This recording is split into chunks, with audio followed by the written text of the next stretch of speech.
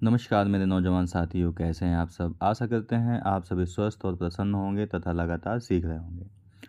दोस्तों, आज हम बात करेंगे बीए 6 सेमेस्टर में को करिकुलर कोर्स के बारे में।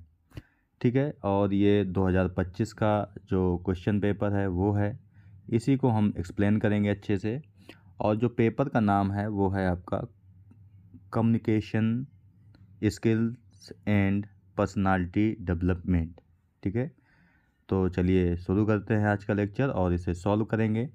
और दोस्तों, यहाँ पे हम आपको फिर से बता दें कि जो हम यहाँ पे एक्सप्लेनेशन आपको देंगे उसको आपको नोट डाउन करते हुए चलना है, ताकि आपको अपने एग्ज़ाम में बेहतर तरीके से मदद मिल सके। ठीक है, और इसकी जो क्वेश्चन जो बुकलेट सीरीज है वो डी है। ठीक है, तो ये भी आपको याद रखना है। तो चलिए शुरू करते हैं आज का लेक्चर।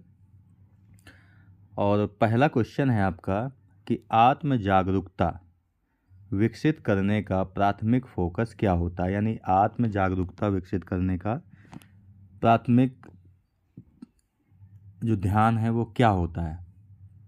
तो इसका जो सही आंसर है कि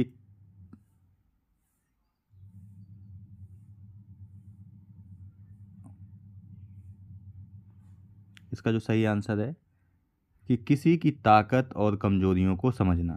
ठीक है, यहाँ पे दोस्तों किसी नहीं होगा, दरअसल अपनी होना चाहिए। ठीक है, कि अपनी ताकत और कमजोरियों को समझना आत्म जागरूकता विकसित करने का प्राथमिक फोकस होता है। ठीक है, तो इसका जो सही आंसर है वो आपका बी नंबर है। यदि हम आत्म जागरूकता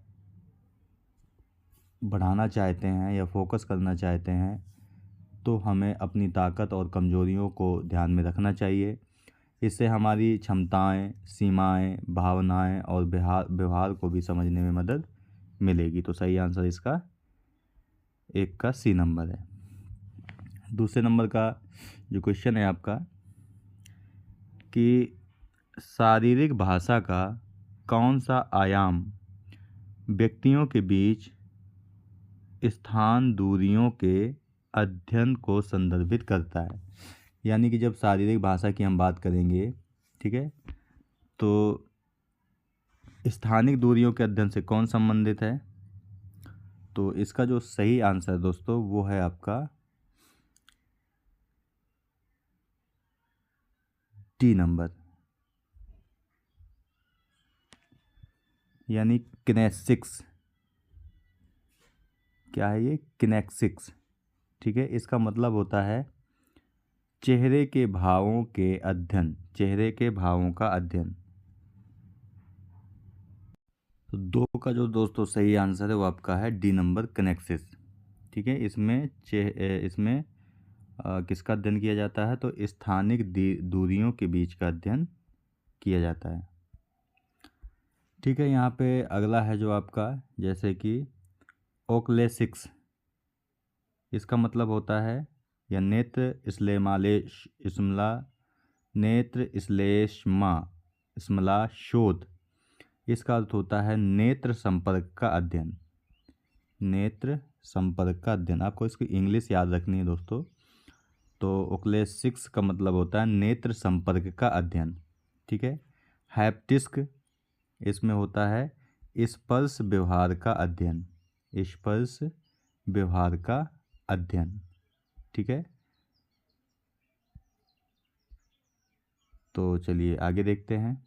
3 नंबर है दोस्तों, इसमें ऊपर भी हमने एक्सप्लेन किया। हैप्टिक्स किसको संदर्भित करता है? तो हैप्टिक्स का मतलब होता है स्पर्श व्यवहार का अध्ययन। ठीक है, अभी ऊपर भी आपको बताया कि जो स्पर्श व्यवहार का अध्ययन है उसे हम हैप्टिक्स के नाम से जानते हैं। ठीक है, तो ये आपको याद रखना है। इसके अलावा नेत्र संपर्क के अध्ययन को हमने आपको ऊपर भी बताया, इसे हम क्या कहते हैं? तो ओकुलेसिक्स कहते हैं, ओकुलेसिक्स। यानी नेत्र संपर्क का अध्ययन ओकुलेसिक्स में करते हैं। ठीक है,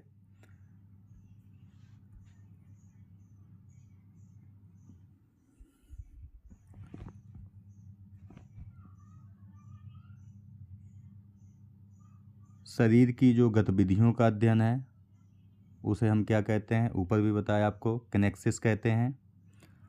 ठीक है, एक होता है प्रोस्मेमिक्स। प्रोस्मेमिक्स जैसे यहाँ पे दिया गया है प्रोस्मेमिक्स, इसमें क्या होता है, दूरी और व्यक्तिगत स्थान का अध्ययन किया जाता है। व्यक्तिगत स्थान का अध्ययन किया जाता है, तो ये भी आपको याद रखना है। अगला क्वेश्चन है चौथा नंबर कि शारीरिक भाषा के किस पहलू में आँखों के व्यवहार का अध्ययन किया जाता है। तो अभी ऊपर भी आपको हमने बताया कि जो आपका ओक्यूलेसिक्स है, ओक्यूलेसिक्स है, उसमें नेत्र व्यवहार का अध्ययन किया जाता है, यानी आँखों के व्यवहार का अध्ययन किया जाता है। इसे नेत्र विज्ञान बोलते हैं। ठीक है, तो ये आपको याद रखना है। पैरा लैंग्वेज का मतलब है इसमें स्वर, आवाज़ की गति, पिच आदि का अध्ययन किया जाता है। ठीक है, और किनेक्सिस में तो बताया आपको गतिकी का अध्ययन, यानी कि शरीर की गति और हाव भाव का अध्ययन, यानी जो ये गतिकी है शरीर की गति और हाव भाव का अध्ययन किया जाता है। तो ये भी आपको याद रखना है। और हैप्टिस्टिक का मतलब होता है स्पर्श संप्रेषण विज्ञान, यानी कि स्पर्श के अध्ययन से ये जुड़ा होता है। तो इसका जो सही आंसर है 4 नंबर का वो है बी नंबर। अगला क्वेश्चन है 5वें नंबर का कि पैरा लैंग्वेज का तात्पर्य निम्न के अध्ययन से है, यानी पैरा लैंग्वेज में किसका अध्ययन किया जाता है। तो पैरा लैंग्वेज में जो हम अध्ययन करते हैं वो करते हैं स्वर संकेतों का, यानी कि सी नंबर इसका सही है, 5 का सी, स्वर संकेतों का अध्ययन किया जाता है। ठीक है, तो 5 का सी सही है। स्थानिक दूरियों का अध्ययन किस में किया जाता है, तो ये किया जाता है प्रोक्सेमिक्स में किया जाता है, स्थानिक दूरियों का अध्ययन। ठीक है, स्पर्श व्यवहार का अध्ययन किस में किया जाता है, तो हैप्टिक्स में किया जाता है, हैप्टिक्स में किया जाता है। स्वर संकेतों का अध्ययन तो पैरा लैंग्वेज में किया जाता है। और चेहरे के हाव भाव का जो अध्ययन किया जाता है वो किया जाता है किनेक्सिस में अध्ययन किया जाता है। तो ये भी आपको याद रखना है। तो 5 का जो सही आंसर है वो है सी नंबर। इसके बाद 6वें नंबर क्वेश्चन है कि क्रोनोमिक्स शब्द का तात्पर्य क्या है। तो क्रोनोमिक्स जो शब्द का तात्पर्य है उसका अर्थ है समय बोध एवं उपयोग का अध्ययन, यानी कि समय बोध या उपयोग का अध्ययन जिसमें किया जाता है उसे हम क्या कहते हैं, क्रोनोमिक्स कहते हैं। यानी कि क्रोनोमिक्स का अर्थ है संचार में समय के उपयोग, समय की पाबंदी और समय की धारणा का अध्ययन किस में किया जाता है, तो क्रोनोमिक्स में किया जाता है। स्वर संकेतों का अध्ययन पैरा लैंग्वेज में किया जाता है। स्पर्श व्यवहार का अध्ययन जो है हैप्टिक्स में किया जाता है। ठीक है, और स्थानिक जो दूरियां हैं, स्थानिक दूरी का जो अध्ययन किया जाता है वो प्रोक्सेमिक्स में किया जाता है। ठीक है, तो ये भी आपको याद रखना है। यानी कि एक बार चीज़ें दोस्तों पता हो जाए तो वही बार बार घुमा घुमा करके पूछी जाती रहती हैं। ठीक है, अगला है 7वें नंबर क्वेश्चन है कि शारीरिक भाषा में सांस्कृतिक अंतर महत्वपूर्ण रूप से प्रभावित कर सकते हैं, यानी जो कल्चरल डिफरेंसेस हैं in body language can significantly impact. तो क्या प्रभाव डाल सकते हैं, तो स्वर संकेतों पर भी प्रभाव डाल सकते हैं, चेहरे के हाव भाव पर भी प्रभाव डालते हैं, स्थानिक दूरियों पर भी प्रभाव डालते हैं। यानी कि इसका जो सही आंसर है वो सभी है, यानी शारीरिक भाषा में सांस्कृतिक अंतर सभी पर प्रभाव डालते हैं। ठीक है, जैसे जो स्वर संकेत हैं जो अलग अलग संस्कृतियों में बोलने की शैली, आवाज़ का उतार चढ़ाव अलग अलग होता है। ठीक है। चेहरे के हाव भाव, तो भावनाओं को व्यक्त करने के तरीके संस्कृति के अनुसार भी बदल जाते हैं। स्थानिक दूरियां, यानी कि कई संस्कृतियों में लोग बात करते समय दूरी रखते हैं जबकि कुछ में कम दूरी रखते हैं। तो इसका जो सही आंसर है वो आपका डी नंबर है। इसके बाद 8वें नंबर क्वेश्चन है कि व्यावसायिक शिष्टाचार और शारीरिक भाषा किसके लिए महत्वपूर्ण है, यानी कि जो business etiquette and body language है वो किसके लिए महत्वपूर्ण है। तो ये महत्वपूर्ण है दोनों तालमेल बनाने के लिए, यानी व्यावसायिक शिष्टाचार और शारीरिक भाषा तालमेल बनाने के लिए महत्वपूर्ण हैं, क्योंकि व्यापारिक वातावरण में अच्छी बॉडी लैंग्वेज और शिष्टाचार विश्वास और अच्छे संबंध बनाने में मदद करता है। तो ये दोनों चीज़ें किस लिए ज़रूरी हैं, ताकि इससे विश्वास और अच्छे संबंध बनाए जा सकें। ठीक है, तो जो सही आंसर है 8 का वो है ए नंबर। इसके बाद अगला क्वेश्चन है कि कोरोना के बाद के दौर में बॉडी लैंग्वेज के किस पहलू का महत्व मिला, यानी कि जब कोरोना आया तो उसके बाद बॉडी लैंग्वेज के किस पहलू का महत्व मिला। तो इसमें मिला था चेहरे के भावों पर जोर कम होना।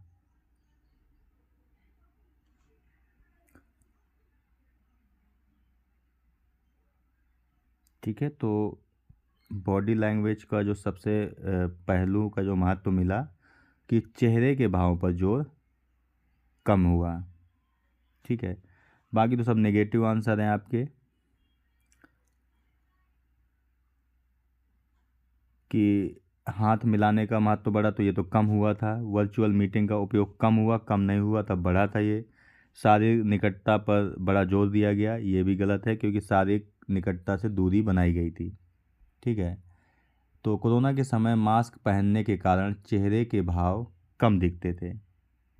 तो चेहरे के भाव पर जोर कम हुआ क्योंकि मास्क लोग लगा के रखते थे, तो चेहरे के भाव हम पता ही नहीं कर पाते थे। ठीक है, तो इसका जो सही आंसर है 9 नंबर का वो ए है। 10 नंबर क्वेश्चन है कि आभासी बैठक शिष्टाचार का एक अनिवार्य पहलू क्या है, यानी what is the essential aspect of virtual meeting etiquette. तो वर्चुअल मीटिंग शिष्टाचार का एक महत्वपूर्ण पहलू है कि ना बोलने पर माइक्रोफोन म्यूट करना। ठीक है, कभी अगर आपने ऑनलाइन मीटिंग की हो जैसे कि गूगल मीट या जूम मीटिंग अगर की हो, तो जब एक व्यक्ति लेक्चर ले रहा होता है तो बाकी लोग सब म्यूट कर लेते हैं। ठीक है, तो जो म्यूट करना है, फोन म्यूट करना है, ये एक शिष्टाचार का उदाहरण होता है। तो 10 का जो सही आंसर है वो है आपका सी नंबर। इसके बाद 11वें नंबर क्वेश्चन है कि साक्षात्कार की तैयारी का उद्देश्य क्या है। तो साक्षात्कार की जो तैयारी का उद्देश्य होता है वो होता है कंपनी और स्थिति पर शोध करना। ठीक है, इंटरव्यू से पहले कंपनी, उसके कार्य और पद के बारे में जानकारी लेना सबसे महत्वपूर्ण तैयारी होती है। तो साक्षात्कार की तैयारी के उद्देश्य है कि कंपनी और स्थिति के बारे में हम शोध कार्य कर लें। ठीक है, तो 11 का जो सही आंसर है वो आपका है सी नंबर। अगला क्वेश्चन है कि लिंक्डइन शिष्टाचार का एक अनिवार्य घटक क्या है। तो लिंक्डइन शिष्टाचार का एक अनिवार्य घटक है व्यावसायिक संबंध बनाना, यानी बिल्डिंग प्रोफेशनल कनेक्शंस। ठीक है, यानी कि लिंक्डइन का मुख्य उद्देश्य पेशेवर नेटवर्क बनाना है। पेशेवर मतलब व्यावसायिक संबंध बनाना होता है। ठीक है, तो ये भी आपको याद रखना है। तो इसका 12 का जो सही आंसर है वो आपका डी नंबर है। 13वें नंबर का क्वेश्चन है आपका कि समूह चर्चा का प्राथमिक उद्देश्य क्या होता है, यानी कि जो ग्रुप डिस्कशन होता है उसका प्राथमिक उद्देश्य क्या होता है। तो ग्रुप डिस्कशन का प्राथमिक उद्देश्य होता है विचारों और दृष्टिकोणों का आदान प्रदान। तो इसका जो सही आंसर है कि किसी विषय पर विचारों और दृष्टिकोणों का जो आदान प्रदान करना होता है वही प्राथमिक यानी ग्रुप डिस्कशन का प्राथमिक उद्देश्य होता है। ठीक है। बातचीत पर हावी होना ये तो गलत बात है, क्योंकि जब ग्रुप डिस्कशन होता है तो सभी को बोलने का अवसर दिया जाता है। ठीक है। संघर्ष को प्रोत्साहित करना ये भी गलत बात है, क्योंकि यहाँ पर तो बोलने के लिए प्रोत्साहित किया जाता है, ना कि संघर्ष करने के लिए प्रोत्साहित किया जाता है। व्यक्तिगत राय पर ध्यान केंद्रित करना, इसमें व्यक्तिगत राय नहीं होती बल्कि इसमें जो राय होती है वो सभी पर आधारित होती है। ठीक है। तो ग्रुप डिस्कशन का यही एक उद्देश्य होता है। अगला है कि बायोडाटा लिखने में सामान्य त्रुटि क्या होती है। कि यानी कि जब हम रिज्यूम बनाते हैं यानी कि अपनी प्रोफाइल तैयार करते हैं तो सामान्य त्रुटि क्या होती है। तो रिज्यूम बनाते समय जो सामान्य त्रुटि है कि एक सामान्य टेम्पलेट का उपयोग करना। ठीक है। यानी कि सभी नौकरियों के लिए एक ही रिज्यूम में भेजना गलत माना जाता है। यानी कि एक रिज्यूम आपने बनाया है तो अलग अलग कंपनियों में उसे नहीं भेज सकते, क्योंकि हर एक कंपनी का जो एम्प्लॉयर चाहिए होता है वो अलग अलग स्किल्स वाला होना चाहिए, अलग स्किल की डिमांड करते हैं। ठीक है। तो रिज्यूम भी अलग होना चाहिए। तो सामान्य त्रुटि यही होती है कि एक सामान्य टेम्पलेट का उपयोग किया जाता है, जो कि नहीं करना चाहिए। ठीक है। तो 14 का जो सही आंसर है वो ए नंबर है। 15 नंबर क्वेश्चन है कि समूह चर्चा के दौरान अनुशंसित दृष्टिकोण क्या है। What is the recommended approach during a group discussion. तो समूह चर्चा के दौरान जो अनुशंसित दृष्टिकोण है वह है आपका सक्रिय रूप से सुनना और दूसरों की राय का सम्मान करना। ये अनुशंसित दृष्टिकोण होता है ग्रुप डिस्कशन के दौरान। ठीक है। तो जो सही आंसर है इसका वो है सी नंबर। 15 का सी नंबर सही है। अगला क्वेश्चन है आपका 16 नंबर का कि निम्नलिखित में से कौन सा संचार में बाधा नहीं है। यानी जब कम्युनिकेशन हो रहा होता है दो व्यक्तियों के बीच में तो कौन बाधा नहीं बनता। तो जो सक्रिय श्रवण है यानी एक्टिव लिसनिंग है वह संचार में बाधा कभी नहीं बनता। बाकी भाषा अवरोध हो सकता है, सांस्कृतिक अंतर भी अवरोध बाधा पैदा करते हैं, शोर हस्तक्षेप भी बाधा पैदा करते हैं, लेकिन सक्रिय श्रवण बाधा पैदा नहीं करता। ठीक है। भाषा अवरोध का मतलब तो ये है कि जब दो लोगों की भाषा अलग अलग होती है तो संदेश समझने में कठिनाई होती है। मान लीजिए एक को इंग्लिश आती है और दूसरे को हिंदी आती है, तो जब इन दोनों के बीच में कम्युनिकेशन होगा तो पता ही नहीं चलेगा कौन क्या बोल रहा है, तो बाधा पैदा होगी। जब दो संस्कृतियां अलग होती हैं तो गलतफहमियां भी बढ़ सकती हैं। ठीक है। जब शोर बहुत ज़्यादा हो रहा होता है, मान लो कहीं पे डीजे बज रहा है और वहाँ पे आप बातचीत करते हैं तो आपने देखा होगा एक दूसरे की बात ही नहीं सुनाई देती। ठीक है। तो वो भी बाधा पड़ती है। तो जो 16 का सही आंसर है वो आपका सी नंबर है। इसके बाद 17 नंबर क्वेश्चन है कि संचार में पारभाष विज्ञान यानी पैरालैंग्विस्टिक का तात्पर्य क्या है। तो यहाँ पे पैरालैंग्विस्टिक यानी कि पार भाषा विज्ञान का मतलब है कि शब्दों से परे मुखर गुण यानी वोकल क्वालिटीज बियॉन्ड वर्ड। अब इसका मतलब क्या हुआ कि भाषा तो जब दो व्यक्ति आपस में बात करते हैं तो भाषा का उपयोग तो करते ही करते हैं। इसके अलावा आवाज़ की टोन कैसी है, अगर आप ऊंचे स्वर में बात कर रहे हैं तो मतलब गुस्सा कर रहे हैं। ठीक है। इसके अलावा पिच कैसी है, इसके अलावा गति कैसी है, बहुत जल्दी जल्दी बोल रहे हो, धीरे धीरे बोल रहे हो, जोर कितना लगाया जा रहा है, ये सभी बातें आपकी पारभाष विज्ञान यानी पैरा लैंग्वेज या पैरा लिंग्विस्टिक के अंतर्गत आती हैं। ठीक है। तो ये आपको याद रखना है। शरीर की भाषा का तो मतलब है आपका कि जैसे बॉडी लैंग्वेज, या आप इसे किनेसिस किनेसिक्स कहते हैं, किनेसिक्स के नाम से जाना जाता है। ठीक है, तो सही आंसर है आपका 17 का, वो बी नंबर है।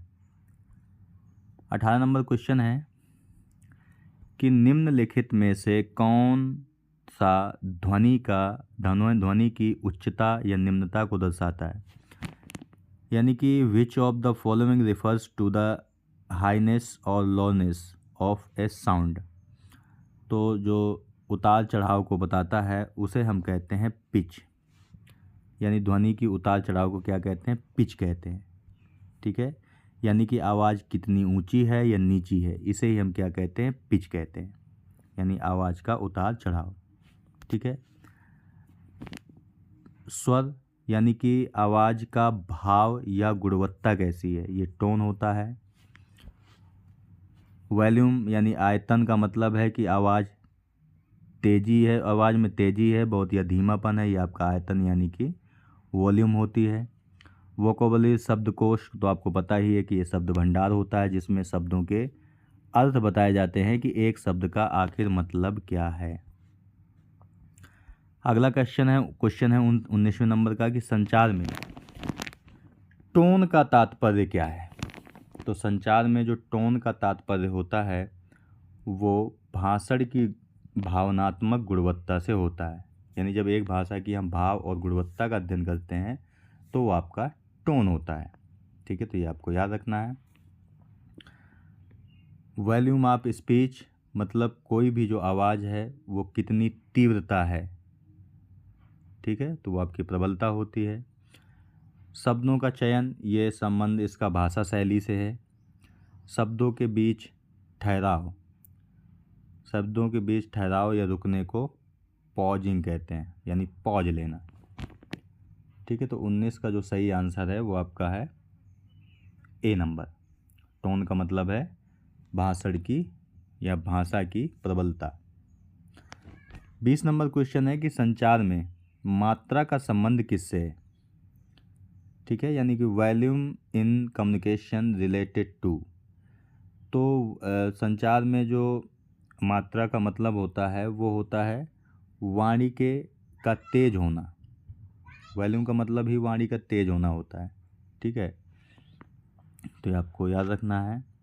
जो भावनात्मक अभिव्यक्ति है यानी कि तीव्रता या प्रबलता, तो इसे हम क्या कहते हैं, भावनात्मक अभिव्यक्ति को टोन के नाम से जाना जाता है। ठीक है, शब्दावली की विविधता, इसे हम वोकैबुलरी कहते हैं। पिच मॉड्यूलेशन यानी कि आवाज़ कितनी ऊंची है या कितनी नीची है, इसे हम पिच मॉड्यूलेशन कहते हैं। तो सही आंसर जो है 20 नंबर का वो है बी नंबर। 21 नंबर क्वेश्चन है कि खुले आम प्रश्न निम्न के लिए उपयोगी होते हैं, यानी जो ओपन एंडेड क्वेश्चन होते हैं वो किन के लिए महत्वपूर्ण होते हैं या क्यों उपयोगी होते हैं। तो ओपन एंडेड क्वेश्चन इसलिए उपयोगी होते हैं क्योंकि ये विस्तृत प्रतिक्रियाओं को प्रोत्साहित करते हैं, इसलिए महत्वपूर्ण होते हैं। ठीक है, यानी ओपन एंडेड प्रश्न व्यक्ति को विस्तार से अपने विचार बताने का अवसर देते हैं। जैसे आप लोगों ने क्वेश्चन देखे होंगे, निबंध लिखना जिसे आप कह सकते हो, या आप इसे कहते हो लॉन्ग आंसर जो होते हैं वो आपके ओपन एंडेड ही होते हैं। ठीक है, लेकिन जब आप संक्षिप्त सीधे उत्तर प्राप्त करते हैं तो इसे हम क्लोज्ड कहते हैं, क्लोज्ड एंडेड कहते हैं। ठीक है, तो आपको याद रखना है। तो ओपन एंडेड का मतलब हुआ कि विस्तार से आप अपने भाव व्यक्त करते हैं, और आपका क्लोज एंडेड का हुआ कि संक्षिप्त सीधे उत्तर प्राप्त करते हैं, जैसे आपके शॉर्ट आंसर। अगला क्वेश्चन ही आपका है कि बंद समाप्त प्रश्नों के लिए आमतौर पर निम्न की आवश्यकता होती है, यानी क्लोज एंडेड जो क्वेश्चन होते हैं आपके, उसके लिए किन की आवश्यकता होती है। तो ये जो उत्तर होते हैं ये हाँ या नहीं में होते हैं। जैसे एक व्यक्ति दूसरे से पूछता है क्या तुम्हारा नाम है, वो कहता है हाँ, या नहीं। ठीक है, तो इस प्रकार के जो क्वेश्चन होते हैं वो क्लोज्ड एंडेड होते हैं। ठीक है, तो बंद समाप्त प्रश्नों के लिए हाँ या नहीं में उत्तर दिए जाते हैं। जो विस्तार से विवरण होता है उसमें तो ओपन एंडेड होते हैं, जैसे कि पिछला आपका क्वेश्चन ही था 21 नंबर का। ठीक है, एक कहानी बताना, कहानी बताने की आवश्यकता ही नहीं होती। ठीक है, तो ये सब आपको याद रखना। तो 22 का जो सही आंसर है वो बी नंबर है। इसके बाद 23 नंबर क्वेश्चन है कि छोटी सी बातचीत निम्न में उपयोगी होती है। छोटी सी बातचीत निम्न में उपयोगी होती है, तो किन में उपयोगी होती है? तो ये होती है संबंध बनाने में और बर्फ को तोड़ने में। ठीक है, यानी building rapport and breaking the ice में छोटी सी बात महत्वपूर्ण होती है, क्योंकि जो छोटी सी बातें होती हैं वो सामाजिक संबंध बनते हैं इससे, और माहौल भी सहज रहता है। ठीक है, तो इसका जो 23 नंबर का जो सही आंसर है वो आपका सी नंबर है, संबंध बनने और बर्फ तोड़ने। इसके बाद 24 नंबर क्वेश्चन है कि एक अच्छी छोटी सी बातचीत का विषय है। तो एक अच्छी और छोटी सी जो बातचीत होती है तो वो उसका जो विषय होता है हमेशा मौसम या शौक होता है। ठीक है, यानी जो स्मॉल टॉक में व्यक्ति जो होता है सामान्य और सुरक्षित विषय जैसे मौसम, खेल, शौक अच्छे माने जाते हैं। यानी कि कोई व्यक्ति आपसे अचानक मिलता है तो आप कहते हैं कि आज बड़ा मौसम अच्छा है। ठीक है, क्रिकेट में ये चल रहा है। ठीक है, तो ये सारी चीज़ें छोटी छोटी जो बातें हैं बातचीत के विषय होते हैं। और बाकी विस्तृत जब चर्चा करनी होती है तो राजनीति विषय होता है, टॉपिक धर्म टॉपिक होता है, व्यक्तिगत राय टॉपिक हो सकती है। तो ये विस्तृत चर्चा करने के लिए उपयोगी होते हैं। अगला है कि आत्म जागरूकता विकसित करने का प्राथमिक उद्देश्य क्या है? तो आत्म जागरूकता जो कि पहला प्रश्न भी था 1 नंबर पर, वो भी लगभग यही था। तो इसमें क्या होता है कि किसी की ताकत और कमजोरियों को समझना, यानी कि किसी का मतलब यहाँ पे अपनी है, अपनी ताकत और कमजोरियों को समझना ही आपका क्या होता है? आत्म जागरूकता विकसित करने का प्राथमिक उद्देश्य होता है। ठीक है, आत्म मंथन से बचना का मतलब है कि आत्म जागरूकता के लिए आत्मनिरीक्षण जरूरी होता है, ना कि बचा जाता है। व्यक्तिगत खामियों को नज़रअंदाज करना नहीं, व्यक्तिगत खामियों को हम अपनाते हैं तभी हम आत्म जागरूक बनते हैं। व्यक्तिगत भावनाओं को नकारना नहीं, व्यक्तिगत भावनाओं को जब हम समझते हैं तभी हम क्या बनते हैं? आत्म जागरूक व्यक्ति बनते हैं।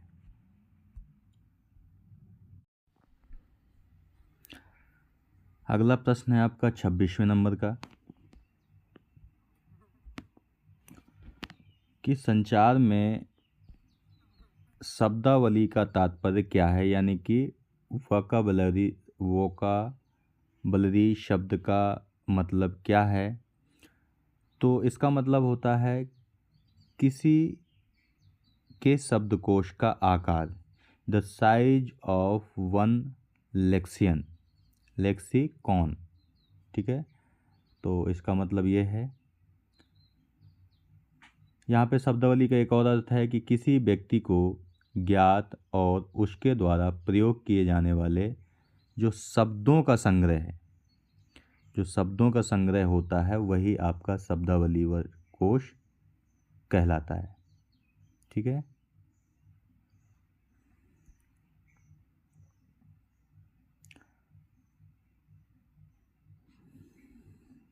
इस 26 का ए नंबर सही है।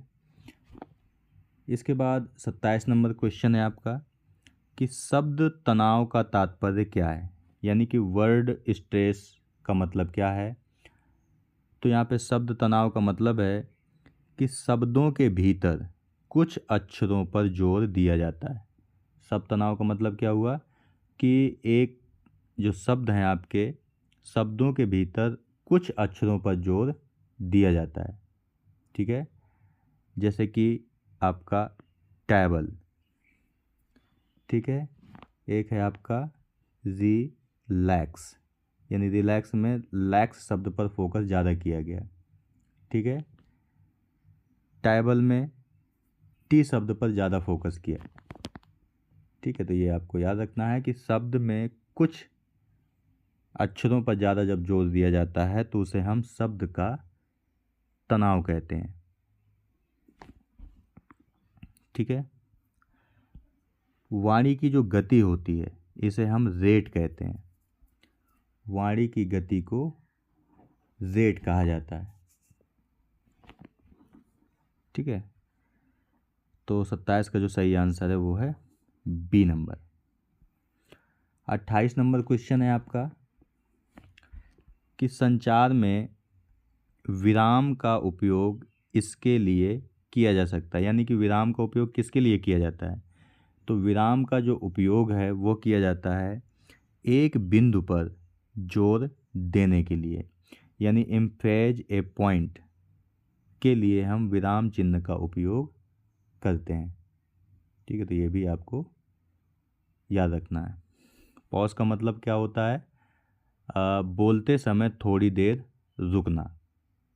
इससे क्या होगा, अगर हम रुकते हैं तो इससे क्या होगा कि श्रोता जो होता है उसका ध्यान बढ़ता है। तो जो सही आंसर है एक बिंदु पर जोर देने के लिए। इसके बाद 29 नंबर क्वेश्चन है कि निम्नलिखित में से कौन संचार शैली का एक प्रकार नहीं है। तो संचार शैली का जो एक प्रकार नहीं है, देखो संचार शैली पहली बात तो निश्चयात्मक भी होती है, असर्टिव। इसके अलावा आक्रामक भी होती है, यानी अग्रेसिव भी होती है। आक्रामक निष्क्रिय यानी पैसिव एग्रेसिव भी होती है। लेकिन विश्लेषणात्मक यानी एनालिटिकल कोई संचार शैली नहीं होती। तो जो 29 का जो सही आंसर है वो आपका है डी नंबर। ठीक है, यहाँ पे निश्चयात्मक का मतलब है कि ये स्पष्ट, आत्मविश्वासपूर्ण और सम्मानजनक जो संचार होता है वो निश्चयात्मक होता है। आक्रामक का मतलब है कि दूसरों की भावनाओं की परवाह किए बोलना। जैसे आप लोगों ने देखा होगा कि कुछ लोग चिल्ला कर के बहुत बात करते हैं, तो उससे क्या होता है कि हम दूसरों की भावनाओं को परवाह नहीं करते हैं, तो आपका एग्रेसिव कम्युनिकेशन होता है। और पैसिव एग्रेसिव का तो मतलब हुआ कि सीधे विरोध ना करके अप्रत्यक्ष तरीके से नाराजगी दिखाना है। यानी आक्रामक निष्क्रिय में हम सीधे गुस्सा नहीं करते, लेकिन अप्रत्यक्ष रूप से नाराजगी दिखाते हैं। जैसे कोई चीज़ फेंक देते हैं हम अचानक से, किसी से बात करते समय कोई चीज़ का फेंक देना, तो हम प्रत्यक्ष तो नहीं दिखा सकते, उससे विरोध नहीं कर सकते, अप्रत्यक्ष तरीके से हम दिखा दिया हमने। तो 29 का जो सही आंसर है वो आपका है डी नंबर। डी नंबर सही है क्योंकि ये संचार शैली का कोई प्रकार नहीं है। 30 नंबर क्वेश्चन है कि किस संचार शैली में दूसरों की ज़रूरतों और भावनाओं का सम्मान करते हुए अपनी ज़रूरतों और भावनाओं को भी व्यक्त करना शामिल होता है। तो इसका जो सही आंसर है आपका 30 नंबर का वो आपका होता है निश्चयात्मक, यानी कि असर्टिव। यानी जो असर्टिव होता है उसमें हम दूसरे की भावनाओं का भी ख्याल रखते हैं, दूसरों की ज़रूरतों का भी ख्याल रखते हैं और अपनी ज़रूरतों को भी व्यक्त कर पाते हैं। इस शैली में व्यक्ति अपनी बात स्पष्ट रूप से कहता है, लेकिन दूसरों की भावनाओं का भी वह सम्मान करता है। यह सबसे प्रभावी संचार शैली मानी जाती है। तो सबसे प्रभावी संचार शैली कौन सी है? तो यही आपकी निश्चयात्मक ही है। आक्रामक तो आपको बता ही दिया कि दूसरे की भावनाओं का समर्थन ना करना या दूसरे की भावनाओं को नज़रअंदाज करना, यह आपका अग्रेसिव होता है। पैसिव अग्रेसिव का मतलब होता है जिसमें हम किसी व्यक्ति से डायरेक्ट नाराज़गी नहीं दिखा सकते, लेकिन अप्रत्यक्ष रूप से उसे नाराज़गी दिखाते हैं। ठीक है। और जो पैसिव होता है यानी निष्क्रिय होता है, उसमें एक व्यक्ति अपनी ज़रूरतों और भावनाओं को व्यक्त ही नहीं करता है। ठीक है, तो वो होता है आपका पैसिव। तो 30 का जो सही आंसर है वो है ए नंबर। इसके बाद 31 नंबर क्वेश्चन है कि शारीरिक भाषा के किस पहलू में व्यक्तियों के बीच स्थानिक दूरियों का अध्ययन किया जाता है। तो स्थानिक दूरियों के बारे में हमने आपको बताया था कि इसमें हम स्थानिक दूरियों का अध्ययन प्रोक्सेमिक्स में करते हैं। ठीक है, तो ये भी आपको याद रखना है। प्रोक्सेमिक्स का अर्थ है कि लोगों के बीच भौतिक या स्थानिक दूरियों का अध्ययन किया जाए। अब जो दोस्तों दूरियां होती हैं वो 3 प्रकार की होती हैं। एक होती है आपकी व्यक्तिगत दूरी हो सकती है, दूसरी आपकी सामाजिक दूरी हो सकती है, तीसरी आपकी सार्वजनिक दूरी हो सकती है। तो ये 3 प्रकार की दूरियां होती हैं। वहीं अगर हम किनेसिक्स की बात करें तो इसमें शारीरिक गतिविधियों, हाव भाव और इशारों का अध्ययन किया जाता है। पैरा लैंग्वेज में स्वर के संकेतों का, जैसे कि आवाज़ की उतार चढ़ाव कैसी है, पिच कैसी है, गति कैसी है, इसका अध्ययन किया जाता है।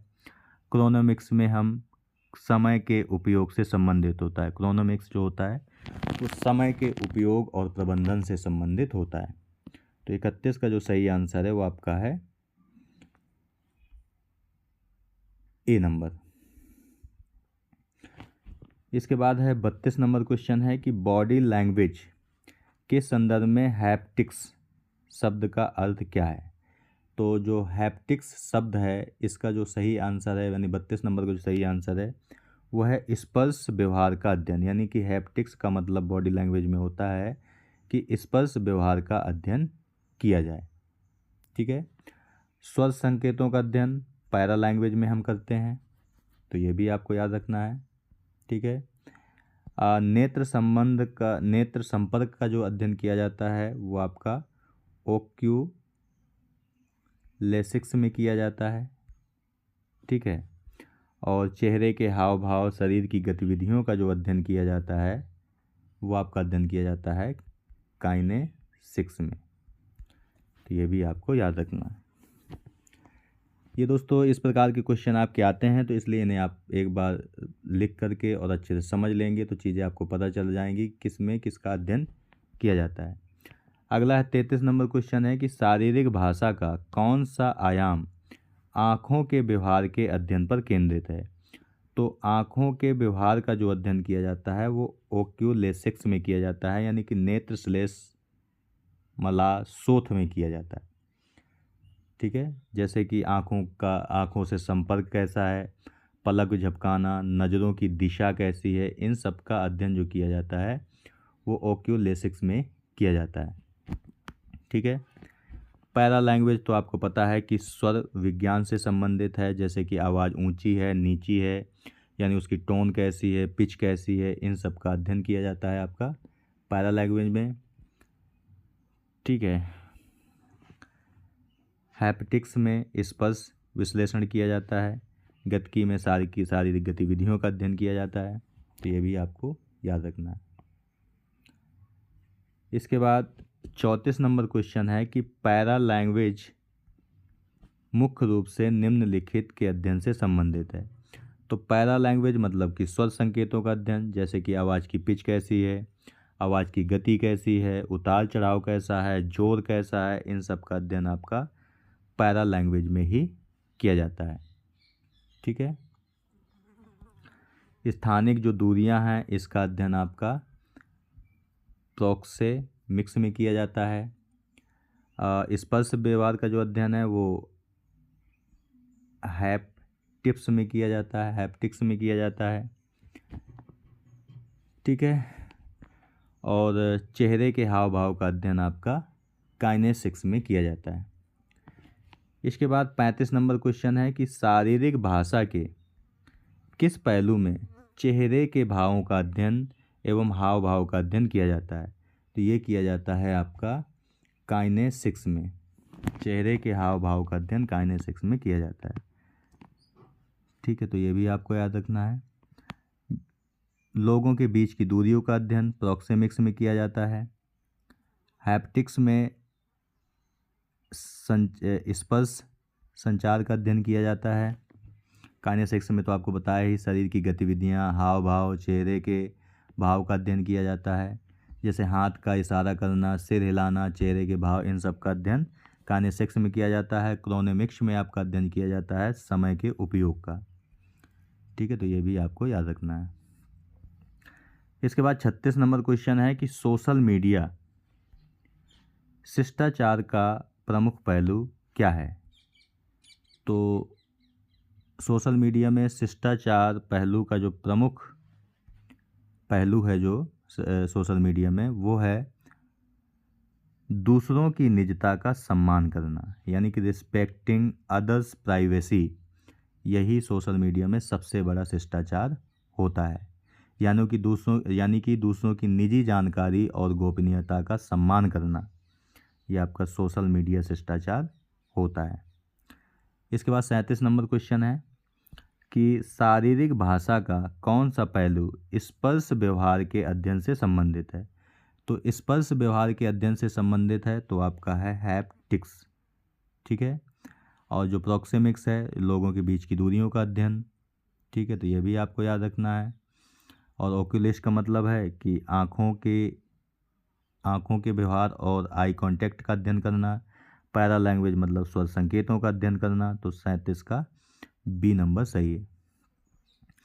इसके बाद 38 नंबर क्वेश्चन है कि संचार प्रक्रिया के घटक क्या हैं।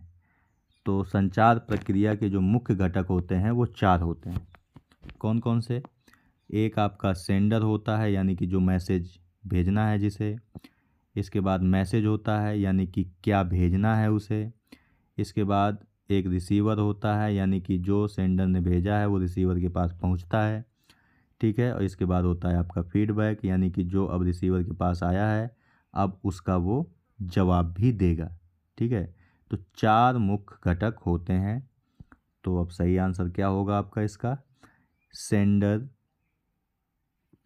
रिसीवर, मैसेज और फीडबैक, यानी कि इसका ए नंबर सही है। सेंडर का मतलब हुआ संदेश भेजने वाला, रिसीवर का मतलब हुआ संदेश प्राप्त करने वाला, और संदेश का मतलब यानी मैसेज का मतलब हुआ कि कौन सा संदेश है, और फीडबैक का मतलब है प्रतिक्रिया, यानी कि प्राप्तकर्ता की प्रतिक्रिया देना, यानी प्राप्तकर्ता के द्वारा प्रतिक्रिया देना, ठीक है। अगला क्वेश्चन है आपका 39 नंबर का कि निम्नलिखित में से कौन सा गैर मौखिक संचार का उदाहरण है, यानी कि नॉन वर्बल लैंग्वेज कम्युनिकेशन। देखो दोस्तों, कम्युनिकेशन 2 प्रकार की होती है। एक आपकी वर्बल कम्युनिकेशन होती है, एक आपकी नॉन वर्बल कम्युनिकेशन होती है। जो वर्बल कम्युनिकेशन है, यानी जो वर्बल कम्युनिकेशन होती है, इसमें शब्दों का प्रयोग होता है, यानी कि जब हम कम्युनिकेशन करते समय शब्दों का इस्तेमाल करते हैं तो वर्बल कम्युनिकेशन है। लेकिन जब हम शब्दों का प्रयोग नहीं करते और इशारों से हम बातचीत करते हैं तो आपका नॉन वर्बल कम्युनिकेशन होती है, ठीक है। तो जोर से बोलेंगे तो शब्दों का इस्तेमाल होगा, तो ये तो नहीं हो सकता है। औपचारिक भाषा का प्रयोग करेंगे, जब भाषा का प्रयोग करेंगे तब भी शब्दों का इस्तेमाल होगा, ठीक है। ईमेल भेजेंगे तब भी शब्दों का इस्तेमाल होगा। लेकिन कंधे उचकाना ये एक प्रकार का इशारा है, ठीक है, यानी कि शगिंग शोल्डर्स, कंधे उचकाना, ये आपका नॉन वर्बल कम्युनिकेशन का उदाहरण है, ठीक है।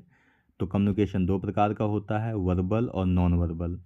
वर्बल यानी जिसमें शब्दों का इस्तेमाल होता है। अब शब्दों का इस्तेमाल हम बोल करके भी कर सकते हैं और लिख करके भी कर सकते हैं, ठीक है, तो वर्बल कम्युनिकेशन है। लेकिन जहाँ पे शब्दों का इस्तेमाल नहीं होता, यानी कि इसमें इशारे से बात होती है, ठीक है, तो वो आपका नॉन वर्बल कम्युनिकेशन होता है। तो 39 का सी नंबर सही है।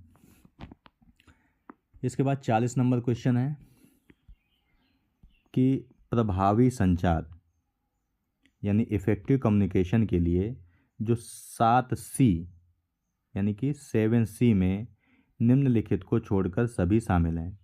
पहले तो हम ये देख लें कि प्रभावी संचार में जो 7 सी हैं वो कौन कौन से होते हैं, ठीक है। तो प्रभावी संचार में जो 7 सी होता है इसे आप नोट कर लीजिएगा। जो पहला सी होता है उसका मतलब होता है क्लियरिटी यानी स्पष्टता। जो दूसरा सी होता है इसका मतलब होता है कंसिसनेस, कंसिसनेस, कंसिसनेस मतलब संक्षिप्तता, संक्षिप्तता, ठीक है, तो 2 सी हो गए आपके। इसके बाद तीसरा सी जो है इसका मतलब होता है करेक्टनेस, करेक्टनेस यानी कि शुद्धता। चौथा जो सी होता है आपका इसका मतलब होता है कंप्लीटनेस, कंप्लीटनेस यानी कि पूर्णता। 4 सी हो गए आपके। जो पांचवा सी होता है, पांचवें सी का मतलब होता है क्यूरियोसिटी, COURES, क्यूरो कोर्टसी। यहाँ पे दोस्तों क्यूरियोसिटी नहीं होगा। सी जो पांचवा सी है इसका मतलब है कोर्टसी, कोर्टसी यानी कि इसे हिंदी में कहते हैं शिष्टाचार। तो 5 सी हो गए आपके। जो छठवां सी है आपका इसका मतलब है कंसिडरेशन, कंसिडरेशन, कंसिडरेशन का मतलब विचारशीलता। और जो लास्ट सी है आपका इसका मतलब होता है कंक्रीटनेस, कंक्रीटनेस इसका मतलब होता है ठोसता। ठीक है, तो ये 7 आपके सी हमने बता दिए आप, तो इन्हें आप लोग नोट डाउन भी करके रखिएगा। तो इसमें पूछा गया है कि कौन शामिल नहीं है। ठीक है, तो कंसिस्टनेस ये शामिल था, कोर्टेसी ये भी शामिल था, क्लियरिटी ये भी शामिल था, लेकिन क्रिएटिविटी शामिल नहीं है। ठीक है, यानी दोस्तों ये पूछा गया है क्वेश्चन में कि को छोड़कर, छोड़कर का मतलब होता है कि 7C में कौन शामिल नहीं है। तो यहाँ पे जो क्रिएटिविटी है ये 7C के अंतर्गत शामिल नहीं है। तो सही आंसर आपका क्या है, वो होगा आपका डी नंबर। तो ये जो 7C का अर्थ बताया ये आपको याद रखना है। अगला क्वेश्चन है 41 नंबर का, कि शारीरिक भाषा का कौन सा पहलू चेहरे के भाव और हाव भाव से संबंधित है। तो चेहरे के हाव भाव से जो संबंधित है वो है आपका किनेसिक्स यानी कि गतिकी शामिल है। जो प्रोक्सेमिक्स है आपका ये लोगों के बीच की भौतिक दूरी के अध्ययन से संबंधित है। हैप्टिक्स ये स्पर्श यानी टच कम्युनिकेशन से संबंधित है। और क्रोनोमिक्स ये समय के उपयोग और प्रबंधन से संबंधित है। तो 41 का जो सही आंसर है वो आपका है सी नंबर। इसके बाद 42 नंबर क्वेश्चन है कि सांकेतक भाषा मुख्य रूप से इसका एक रूप है। तो जो सांकेतिक भाषा है किसका एक रूप है, तो इसका जो सही आंसर है वो भी है आपका किनेसिक्स। ठीक है, यानी कि इसमें किनेसिक्स में साइन लैंग्वेज चलती है। इसमें हाथ का इशारा करना, चेहरे के भाव हो गए, शरीर की गति का उपयोग होता है, इसलिए इसे किनेसिक्स का हिस्सा है। तो जो सांकेतिक भाषा है वो किसका हिस्सा है, तो किनेसिक्स का हिस्सा है यानी गतिकी का है। ठीक है दोस्तों, यहाँ पे एक और शब्द आपको नया मिला, ओल्फैक्टिस्क, ओल्फैक्टिस्क। ठीक है, यानी इसे आप गंध कह सकते हो, यानी कि गंध से संबंधित यानी स्मेल कम्युनिकेशन के अध्ययन से संबंधित कौन सा है, स्मेल कम्युनिकेशन, तो ओल्फैक्टिस्क है। ठीक है, तो ये भी आपको याद रखना है। तो 32 का जो सही आंसर है, 42 का जो सही आंसर है वो आपका सी नंबर है। 43 नंबर क्वेश्चन है कि निष्क्रिय आक्रामक संचार में अक्सर शामिल होता है। तो निष्कर्ष अप्रत्यक्ष जो कम्युनिकेशन होता है इसमें हम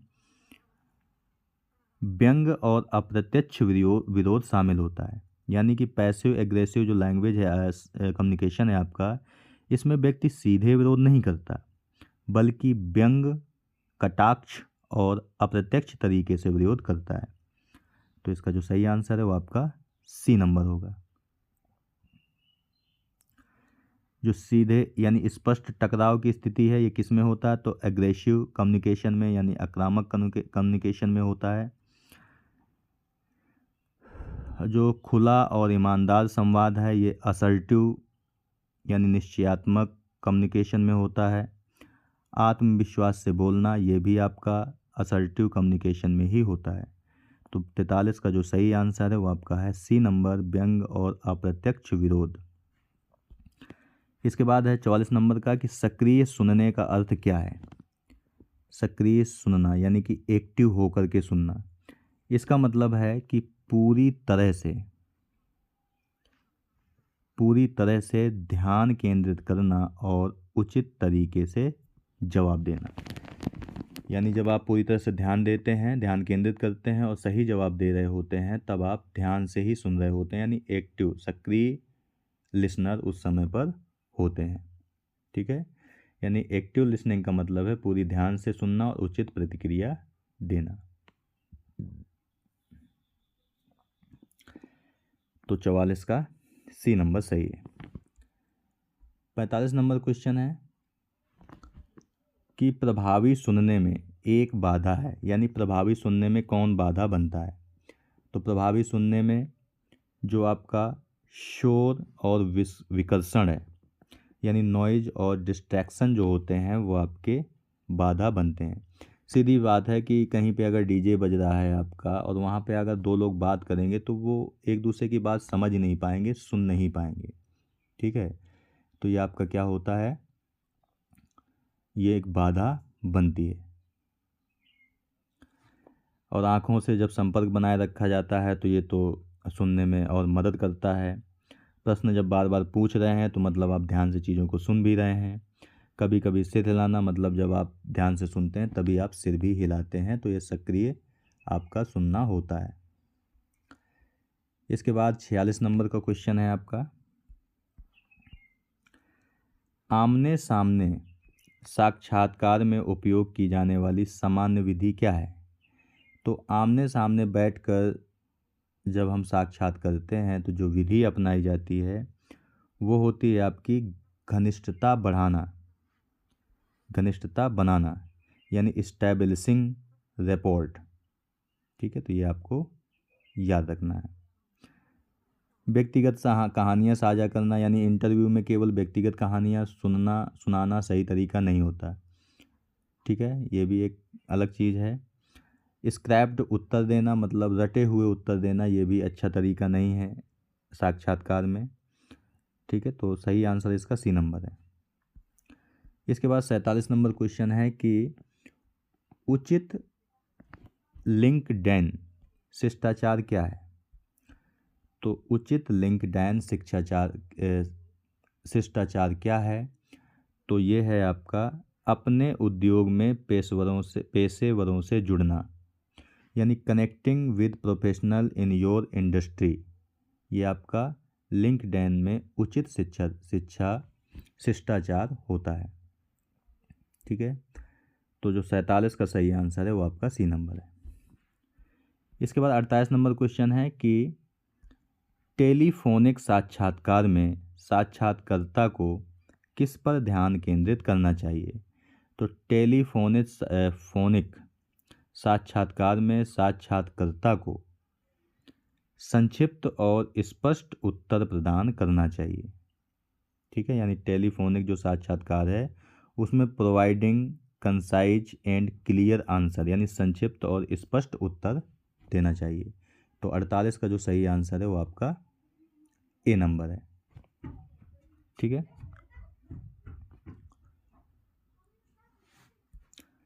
उनचास नंबर क्वेश्चन है कि समूह चर्चा में सामान्य त्रुटि क्या होती है। यानी जब समूह चर्चा होती है तो सामान्य सी गलती क्या होती है। तो ये होती है आपकी डोमिनेटिंग द कन्वर्सेशन, यानी बातचीत पर हावी होना। तो समूह चर्चा में सामान्य सी त्रुटि है कि हम बातचीत में हावी हो जाते हैं, यानी समूह चर्चा में केवल खुद ही बोलते रहते हैं और दूसरों को मौका ही नहीं देते। तो ये सामान्य सी गलती होती ही है। ठीक है, तो जो सही आंसर है 49 नंबर का वो आपका है बी नंबर। ठीक है, बाकी सभी सदस्यों की भागीदारी को प्रोत्साहित करना ये तो पॉजिटिव साइन है। दूसरों की राय का सम्मान करना ये भी पॉजिटिव है। सक्रिय रूप से सुनना ये भी पॉजिटिव ही आपका होता है। और 50 नंबर क्वेश्चन है कि मानव व्यवहार की परिभाषा क्या है।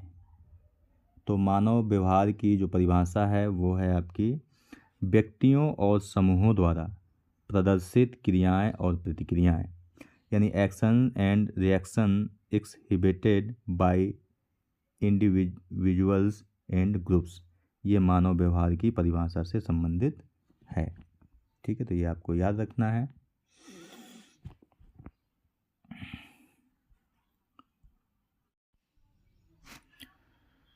अगला प्रश्न है दोस्तों आपका 51 नंबर का। थोड़ा PDF ब्लर है तो आप इसे समझने की कोशिश करिएगा। 51 नंबर क्वेश्चन है कि कौन सा व्यक्तित्व गुण संगठित, जिम्मेदार और विश्वसनीय होने की प्रवृत्ति को दर्शाता है। ठीक है, तो इसका दोस्तों जो सही आंसर है आपका वो है आपका कर्तव्य निष्ठा। यानी जो कर्तव्य निष्ठा शब्द है उसमें व्यक्तित्व गुणों में संगठित, जिम्मेदार और विश्वसनीय तीनों की प्रवृत्ति को ये दिखाता है। ठीक है, तो ये आपको याद रखना है। यानी जो पहला विकल्प है, यानी कि इसका जो 51 का सही है वो बी नंबर है। पहला विकल्प है आपका खुलापन, यानी कि ओपननेस। इसका मतलब है कि यह गुण नई चीज़ों के प्रति जिज्ञासा, कल्पनाशीलता और रचनात्मकता को दर्शाता है। तो खुलापन किसे दिखा रहा है? जिज्ञासा को, कल्पनाशीलता को और रचनात्मकता को। ठीक है, और जो आपका कर्तव्यनिष्ठ शब्द है यह व्यक्ति के संगठित, जिम्मेदार, अनुशासित और विश्वसनीय होने को दर्शाता है। ऐसे लोग समय पर काम करते हैं, लक्ष्य के प्रति प्रतिबद्ध होते हैं और योजना बना करके कार्य करते हैं। वहीं आपका जो अगला है बहिर्मुखता, यानी कि एक्स्ट्रा वर्जन। ठीक है, तो इसका मतलब है कि सामाजिकता, ऊर्जा, मिलनसारिता और लोगों के बीच सक्रिय रहने से यह गुण जुड़ा हुआ है। ठीक है, इसके बाद है आपका सहमतता, यानी कि एग्रीबेलनेस। इसका मतलब है कि दयालुता, सहयोग और दूसरों के प्रति सहानुभूति को दर्शाता है। तो इनमें से जो दोस्तों शब्द आपको हमने बताए वो आपको याद रखना है। जैसे खुलेपन में आपको याद रखना है कि जिज्ञासा, कल्पनाशीलता, रचनात्मकता। कर्तव्यनिष्ठा में याद रखना है संगठित, जिम्मेदार, अनुशासित और विश्वसनीय। बहिर्मुखता में याद रखना है सामाजिकता, ऊर्जा, मिलनसारिता और लोगों के बीच सक्रिय रहना।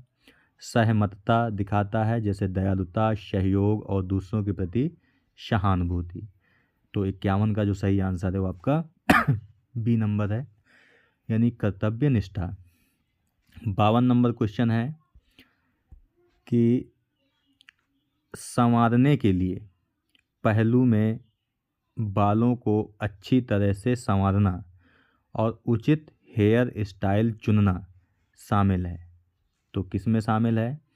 यानी इंग्लिश में अगर हम बात करें तो what aspect grooming involves maintaining well groomed hair and choosing appropriate hair style. तो इसका जो सही आंसर है दोस्तों वो आपका है सी नंबर, यानी कि औपचारिक लुक के लिए बालों की देखभाल और स्टाइल करना। ठीक है, यानी कि बालों को अच्छे से संवारना, उचित तरीके से तैयार होना, अच्छी हेयर स्टाइल रखना, ये सब औपचारिक लुक को दिखाता है। यानी कि hair care and styles for formal look. तो जो सही आंसर है 52 का वो आपका है सी नंबर। ठीक है, वहीं दोस्तों सफलता की पोशाक का मतलब है कि अच्छे कपड़े पहनने और पेशेवर दिखने के लिए अच्छी पोशाक। मेकअप और त्वचा की देखभाल का मतलब है कि चेहरे का मेकअप करना। सजावट की कला मतलब जैसे घड़ी, ज्वेलरी, बेल्ट, बैग और एक्सेसरीज का सही उपयोग शामिल इसमें होता है। लेकिन अच्छी तरीके से बालों को संवारना, उचित तरीके से तैयार होना, ये औपचारिक लुक को दिखाता है। तो 52 का सी विकल्प सही है। इसके बाद 53 नंबर क्वेश्चन है कि व्यक्तित्व का निर्धारक तत्व क्या नहीं है, यानी कि व्यक्तित्व के यानी किसी व्यक्ति के व्यक्तित्व को कौन सा तत्व निर्धारित नहीं करता। तो यहाँ पे अगर हम बात करें तो जो सही आंसर होगा वो है फैशन का रुझान, यानी फैशन ट्रेंड्स। तो फैशन ट्रेंड्स जो होता है यह किसी व्यक्तित्व का निर्धारक तत्व नहीं है। बाकी आनुवांशिकी यानी कि जेनेटिक्स, यह व्यक्तित्व का एक प्रमुख आधार है। जन्म से मिलने वाले गुण जैसे स्वभाव और बुद्धि भी व्यक्तित्व को निर्धारित करते हैं। पर्यावरण का मतलब है कि व्यक्ति किस पर्यावरण में रह रहा है, परिवार कैसा है, समाज कैसा है, शिक्षा की स्थिति क्या है, संस्कृति क्या है, ये सभी भी व्यक्तित्व को प्रभावित करते हैं। संज्ञानात्मक प्रक्रिया, इसका मतलब है कि व्यक्ति के सोचने, समझने और निर्णय लेने की क्षमता भी व्यक्तित्व को बनाती है। तो ये सभी तो प्रभावित करते हैं व्यक्तित्व को, लेकिन फैशन का रुझान ये निर्धारित नहीं करता। तो 53 का डी सही है। इसके बाद 54 नंबर क्वेश्चन है कि कौन सा व्यक्तित्व सिद्धांत व्यक्तिगत विकास और आत्मबोध पर जोर देता है। ठीक है, तो व्यक्तिगत विकास और आत्मबोध पर जोर देने वाला जो सिद्धांत है उसका नाम है मानवतावादी सिद्धांत, यानी कि विकल्प सी सही है, यानी ह्यूमनिस्टिक थ्योरी। ठीक है, तो सही आंसर 54 नंबर का है सी नंबर। ठीक है, वहीं अगर व्यक्तित्व सिद्धांत की बात करें तो यह व्यक्तित्व को स्थायी गुणों के आधार पर समझाता है। तो व्यक्तित्व सिद्धांत मतलब स्थायी गुणों को समझाता है। मनोविश्लेषणात्मक सिद्धांत यानी कि साइकोडायनामिक थ्योरी, ये क्या बताती है? तो यह जो सिद्धांत है, पहली बात तो सिगमंड फ्राइड ने दिया था, सिगमंड फ्राइड। तो मनोविश्लेषणात्मक थ्योरी या मनोगतिकीय थ्योरी सिगमंड फ्राइड ने दी थी।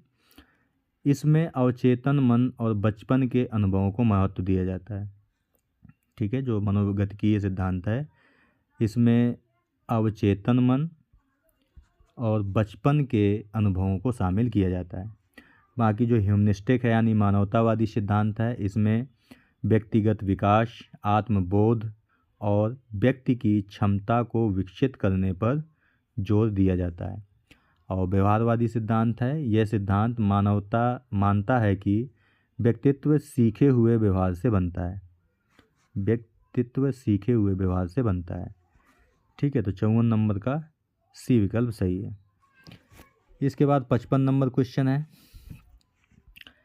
कि कौन सा व्यक्तित्व लक्षण चिंता और अवसाद जैसी नकारात्मक भावनाओं का अनुभव करने की प्रवृत्ति को दिखाता है। ठीक है, तो इसका जो सही आंसर होगा वो आपका डी नंबर होगा, यानी न्यूरोटिसिज्म यानी कि मनोविक्षुब्धता। तो मनोविक्षुब्धता वाला जो व्यक्तित्व वाला यानी कि मनोविक्षुब्धता यानी न्यूरोटिसिज्म वाला जो व्यक्तित्व होगा वह हमेशा चिंता, अवसाद जैसे नकारात्मक भावों का हमेशा अनुभव करने की प्रवृत्ति रखता है। तो ये भी आपको याद रखना है। तो 55 का जो सही आंसर है वो आपका डी नंबर है। खुलापन हमने ऊपर भी बताया कि ये नई चीज़ों को स्वीकार करता है, रचनात्मक होता है। कर्तव्यनिष्ठ का मतलब है कि ये जिम्मेदार है, अनुशासित है, संगठित है। ठीक है, तो ये कर्तव्यनिष्ठ के उदाहरण है। बहिर्मुखता यानी एक्स्ट्रावर्जन, इसमें सामाजिकता, सक्रियता, मिलनसार ये सब होता है। तो ये सब इनके गुण हैं। तो इन्हें आप जो एक्सप्लेन करते जा रहे हैं इन्हें आपको नोट डाउन भी करते रहना चाहिए कि कौन सा गुण किस व्यक्तित्व के पाए जाते हैं। तो यहाँ पे तो चिंता, अवसाद जैसे गुण मनोविक्षुब्धता वाले व्यक्तित्व में आते हैं। इसके बाद 56 नंबर क्वेश्चन है आपका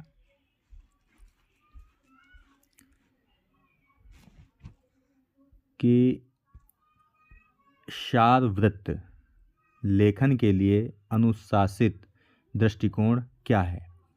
यानी सारवृत्त का मतलब होता है रिज्यूम। रिज्यूम राइटिंग के लिए अनुशासित दृष्टिकोण क्या है। तो रिज्यूम लिखते समय हमें किस बात पर ध्यान देना चाहिए, तो नौकरी विवरण के अनुरूप बायोडेटा तैयार करना चाहिए। ठीक है, यानी किसी कंपनी में अगर नौकरी के लिए आप जा रहे हैं तो आप जो रिज्यूम तैयार करेंगे वो उस नौकरी के हिसाब से होना चाहिए जो कंपनी लेना चाहती है। यानी कि कंपनी जिस प्रकार के नौकर को रखना चाहती है या जिस प्रकार के व्यक्ति को रखना चाहती है अपनी नौकरी के लिए, तो उसी नौकरी के हिसाब से रिज्यूम आप तैयार करेंगे। तो ये दृष्टिकोण होना चाहिए। ठीक है, तो ये आपको याद रखना है। और यहाँ पे एक ही सामान्य टेम्पलेट का उपयोग करना ये तो उचित माना ही नहीं जाता। एक क्वेश्चन हमने और देखा था कि समानता त्रुटि हमें सामान्य टेम्पलेट की होती है कि हम सामान्य टेम्पलेट हर नौकरी के लिए बनाते हैं। ठीक है, इसके अलावा बी विकल्प का अगर अच्छे से एक्सप्लेन करें तो रिज्यूम में केवल वही अनुभव लिखना चाहिए जो नौकरी से संबंधित हों। ठीक है, बाकी अप्रासंगिक कार्यों का अनुभव शामिल नहीं करना चाहिए। ठीक है, वहीं डी नंबर की बात करें तो बहुत अधिक तकनीकी शब्दों का उपयोग रिज्यूम में नहीं करना चाहिए। ठीक है, यानी तकनीकी शब्दजाल के उपयोग से बचना चाहिए। तो 56 का सी विकल्प सही है। इसके बाद 57 नंबर क्वेश्चन है कि उचित लिंक्डइन शिष्टाचार क्या है। तो उचित लिंक्डइन जो शिष्टाचार है वह है कि कनेक्शन अनुरोधों को वैयक्तिकृत करना, यानी कि पर्सनलाइजिंग कनेक्शन रिक्वेस्ट। ठीक है, यानी कनेक्शन भेजते समय छोटा सा व्यक्तिगत संदेश लिखना चाहिए, लिखना सही शिष्टाचार। ठीक है, तो ये आपको याद रखना है कि कनेक्शन भेजते समय छोटा सा व्यक्तिगत संदेश लिखना एक अच्छा लिंक्डइन शिष्टाचार माना जाता है। तो सही आंसर 57 का डी नंबर है। इसके बाद 58 नंबर क्वेश्चन है आपका कि आमने सामने साक्षात्कार में अच्छा प्रभाव डालने के लिए क्या महत्वपूर्ण है।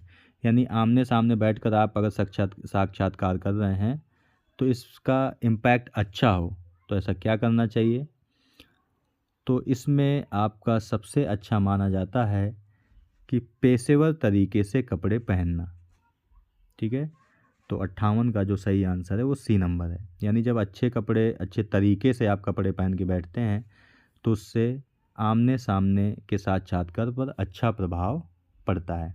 ठीक है, इसके अलावा जैसे ए विकल्प है कि आंख मिलाने से बचना चाहिए, नहीं, आंख से आंख मिलाकर के बात करनी चाहिए, इसका भी अच्छा प्रभाव पड़ता है।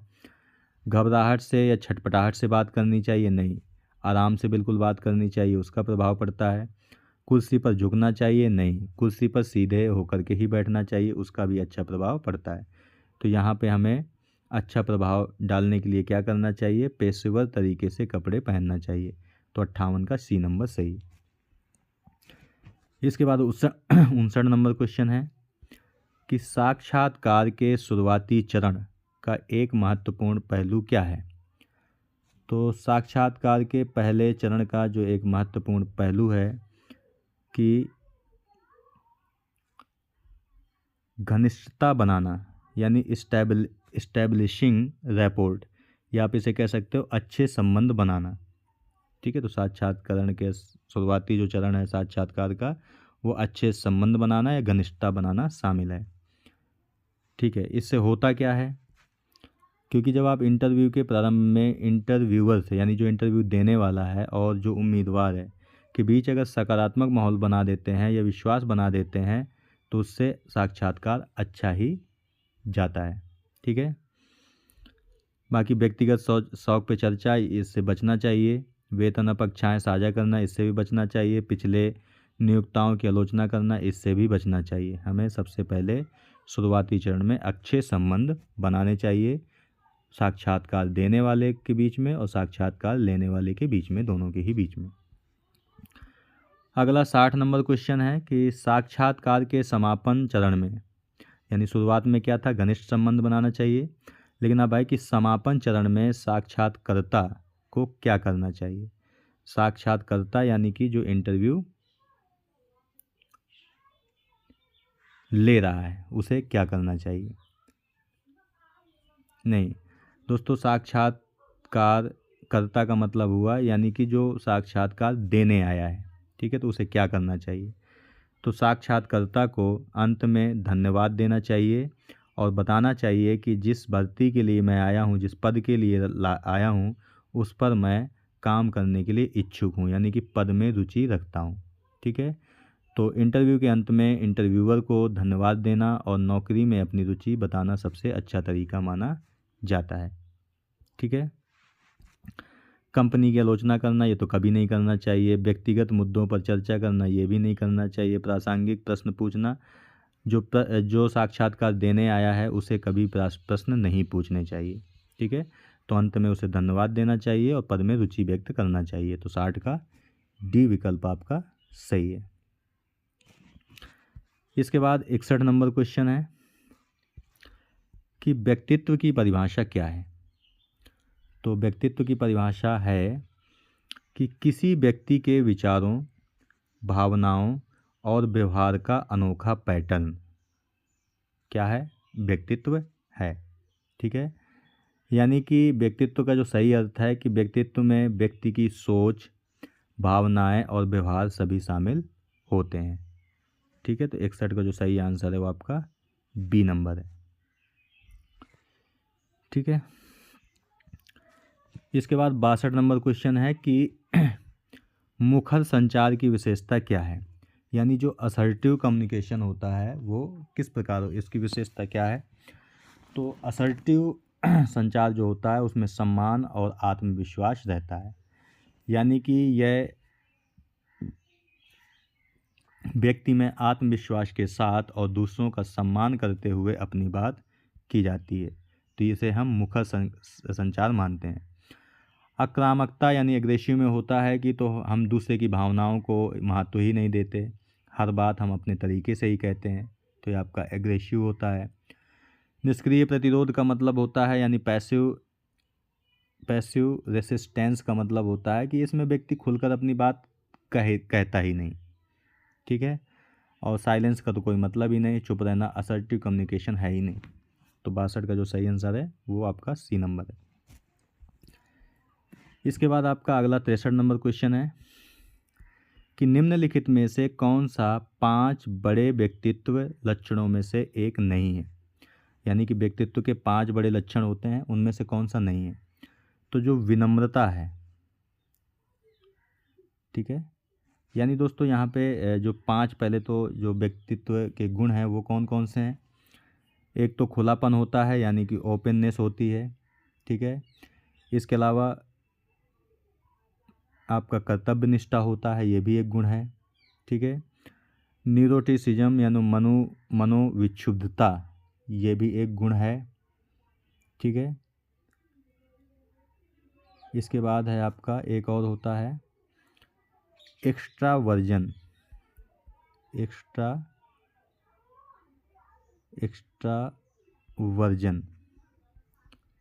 ये भी एक गुण होता है उसमें। इसके अलावा एक और होता है जिसे हम कहते हैं एग्रीएबलनेस,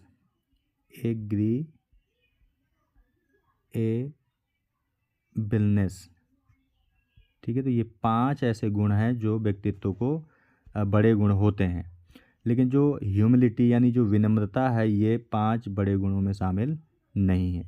तो 63 का जो सही आंसर है वो आपका बी नंबर है। अब यहाँ पे खुलेपन का मतलब है नई चीज़ों को स्वीकार करना और रचनात्मकता वाली होना। ठीक है, कर्तव्य निष्ठा का है कि जिम्मेदार, अनुशासित होना। ठीक है, मनोविक्षुब्धता का है कि चिंता और नकारात्मक भावनाओं की प्रवृत्ति रखना। ठीक है, तो यहाँ पे हमसे नहीं पूछा गया है, तो नहीं का मतलब आपका विनम्रता है। ठीक है, तो ये भी आपको याद रखना है। इसके बाद 64 नंबर क्वेश्चन है कि व्यक्तित्व के घटक क्या हैं। तो व्यक्तित्व के घटक की अगर हम बात करें तो वो हैं आपके लक्षण, चरित्र, स्वभाव, आत्म अवधारणा, आत्मसम्मान, यानी traits, character, temperament, self concept and self esteem, ये सभी व्यक्तित्व के घटक हैं प्रमुखता से। ठीक है, तो ये आपको याद रखना है। इनमें भी दोस्तों जो ट्रेड्स है ये एक स्थायी व्यवहार पैटर्न है, स्थायी व्यवहार पैटर्न है। ठीक है, इसके बाद जो कैरेक्टर है ये एक नैतिक गुण है, नैतिक गुण है। ठीक है, इसके बाद जो आपका टेम्परामेंट है, जो टेम्परामेंट है ये आपका जन्मजात व्यवहार है, जन्मजात व्यवहार है। इसके अलावा जो सेल्फ कंसेप्ट है आपका, यानी कि आत्म अवधारणा है, ये इसका मतलब होता है स्वयं के बारे में, स्वयं के बारे में धारणा, स्वयं के बारे में धारणा आप कैसी रखते हो। इसके बाद सेल्फ इस्टीम, इसका मतलब है कि स्वयं के प्रति सम्मान, स्वयं के प्रति सम्मान। ठीक है, तो ये भी आपको याद रखना है। तो जो सही आंसर है आपका वो आपका ए नंबर है। ठीक है, वहीं दोस्तों जो बुद्धिमत्ता, सामाजिक कौशल और रचनात्मकता है ये आपके व्यक्तित्व के मुख्य घटक नहीं हैं। बाकी जैसे प्रेरणा, धारणा, सीखना, यानी कि मोटिवेशन, परसेप्शन, लर्निंग, ये आपकी मनोवैज्ञानिक प्रक्रियाएं हैं, मनोवैज्ञानिक प्रक्रियाएं। ठीक है, तो ये भी आपको याद रखना है। जो सही आंसर 64 का होगा वो आपका होगा ए नंबर।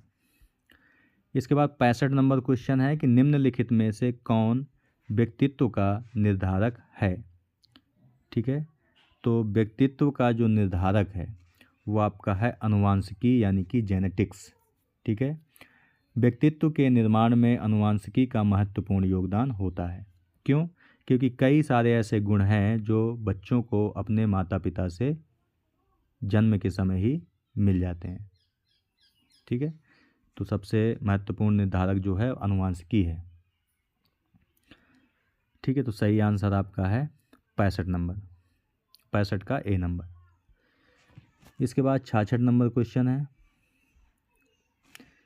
कि समूह चर्चा में अपनाई जाने वाली सामान्य प्रक्रिया क्या है। तो समूह चर्चा में जो सामान्य प्रक्रिया अपनाई जाती है कि वह तार्किक ढंग से तर्क प्रस्तुत करना। ठीक है, यानी कि ग्रुप डिस्कशन में अपने विचार तर्क और तथ्यों के आधार पर प्रस्तुत, तर्क और तथ्यों के आधार पर व्यवस्थित तरीके से प्रस्तुत किए जाते हैं।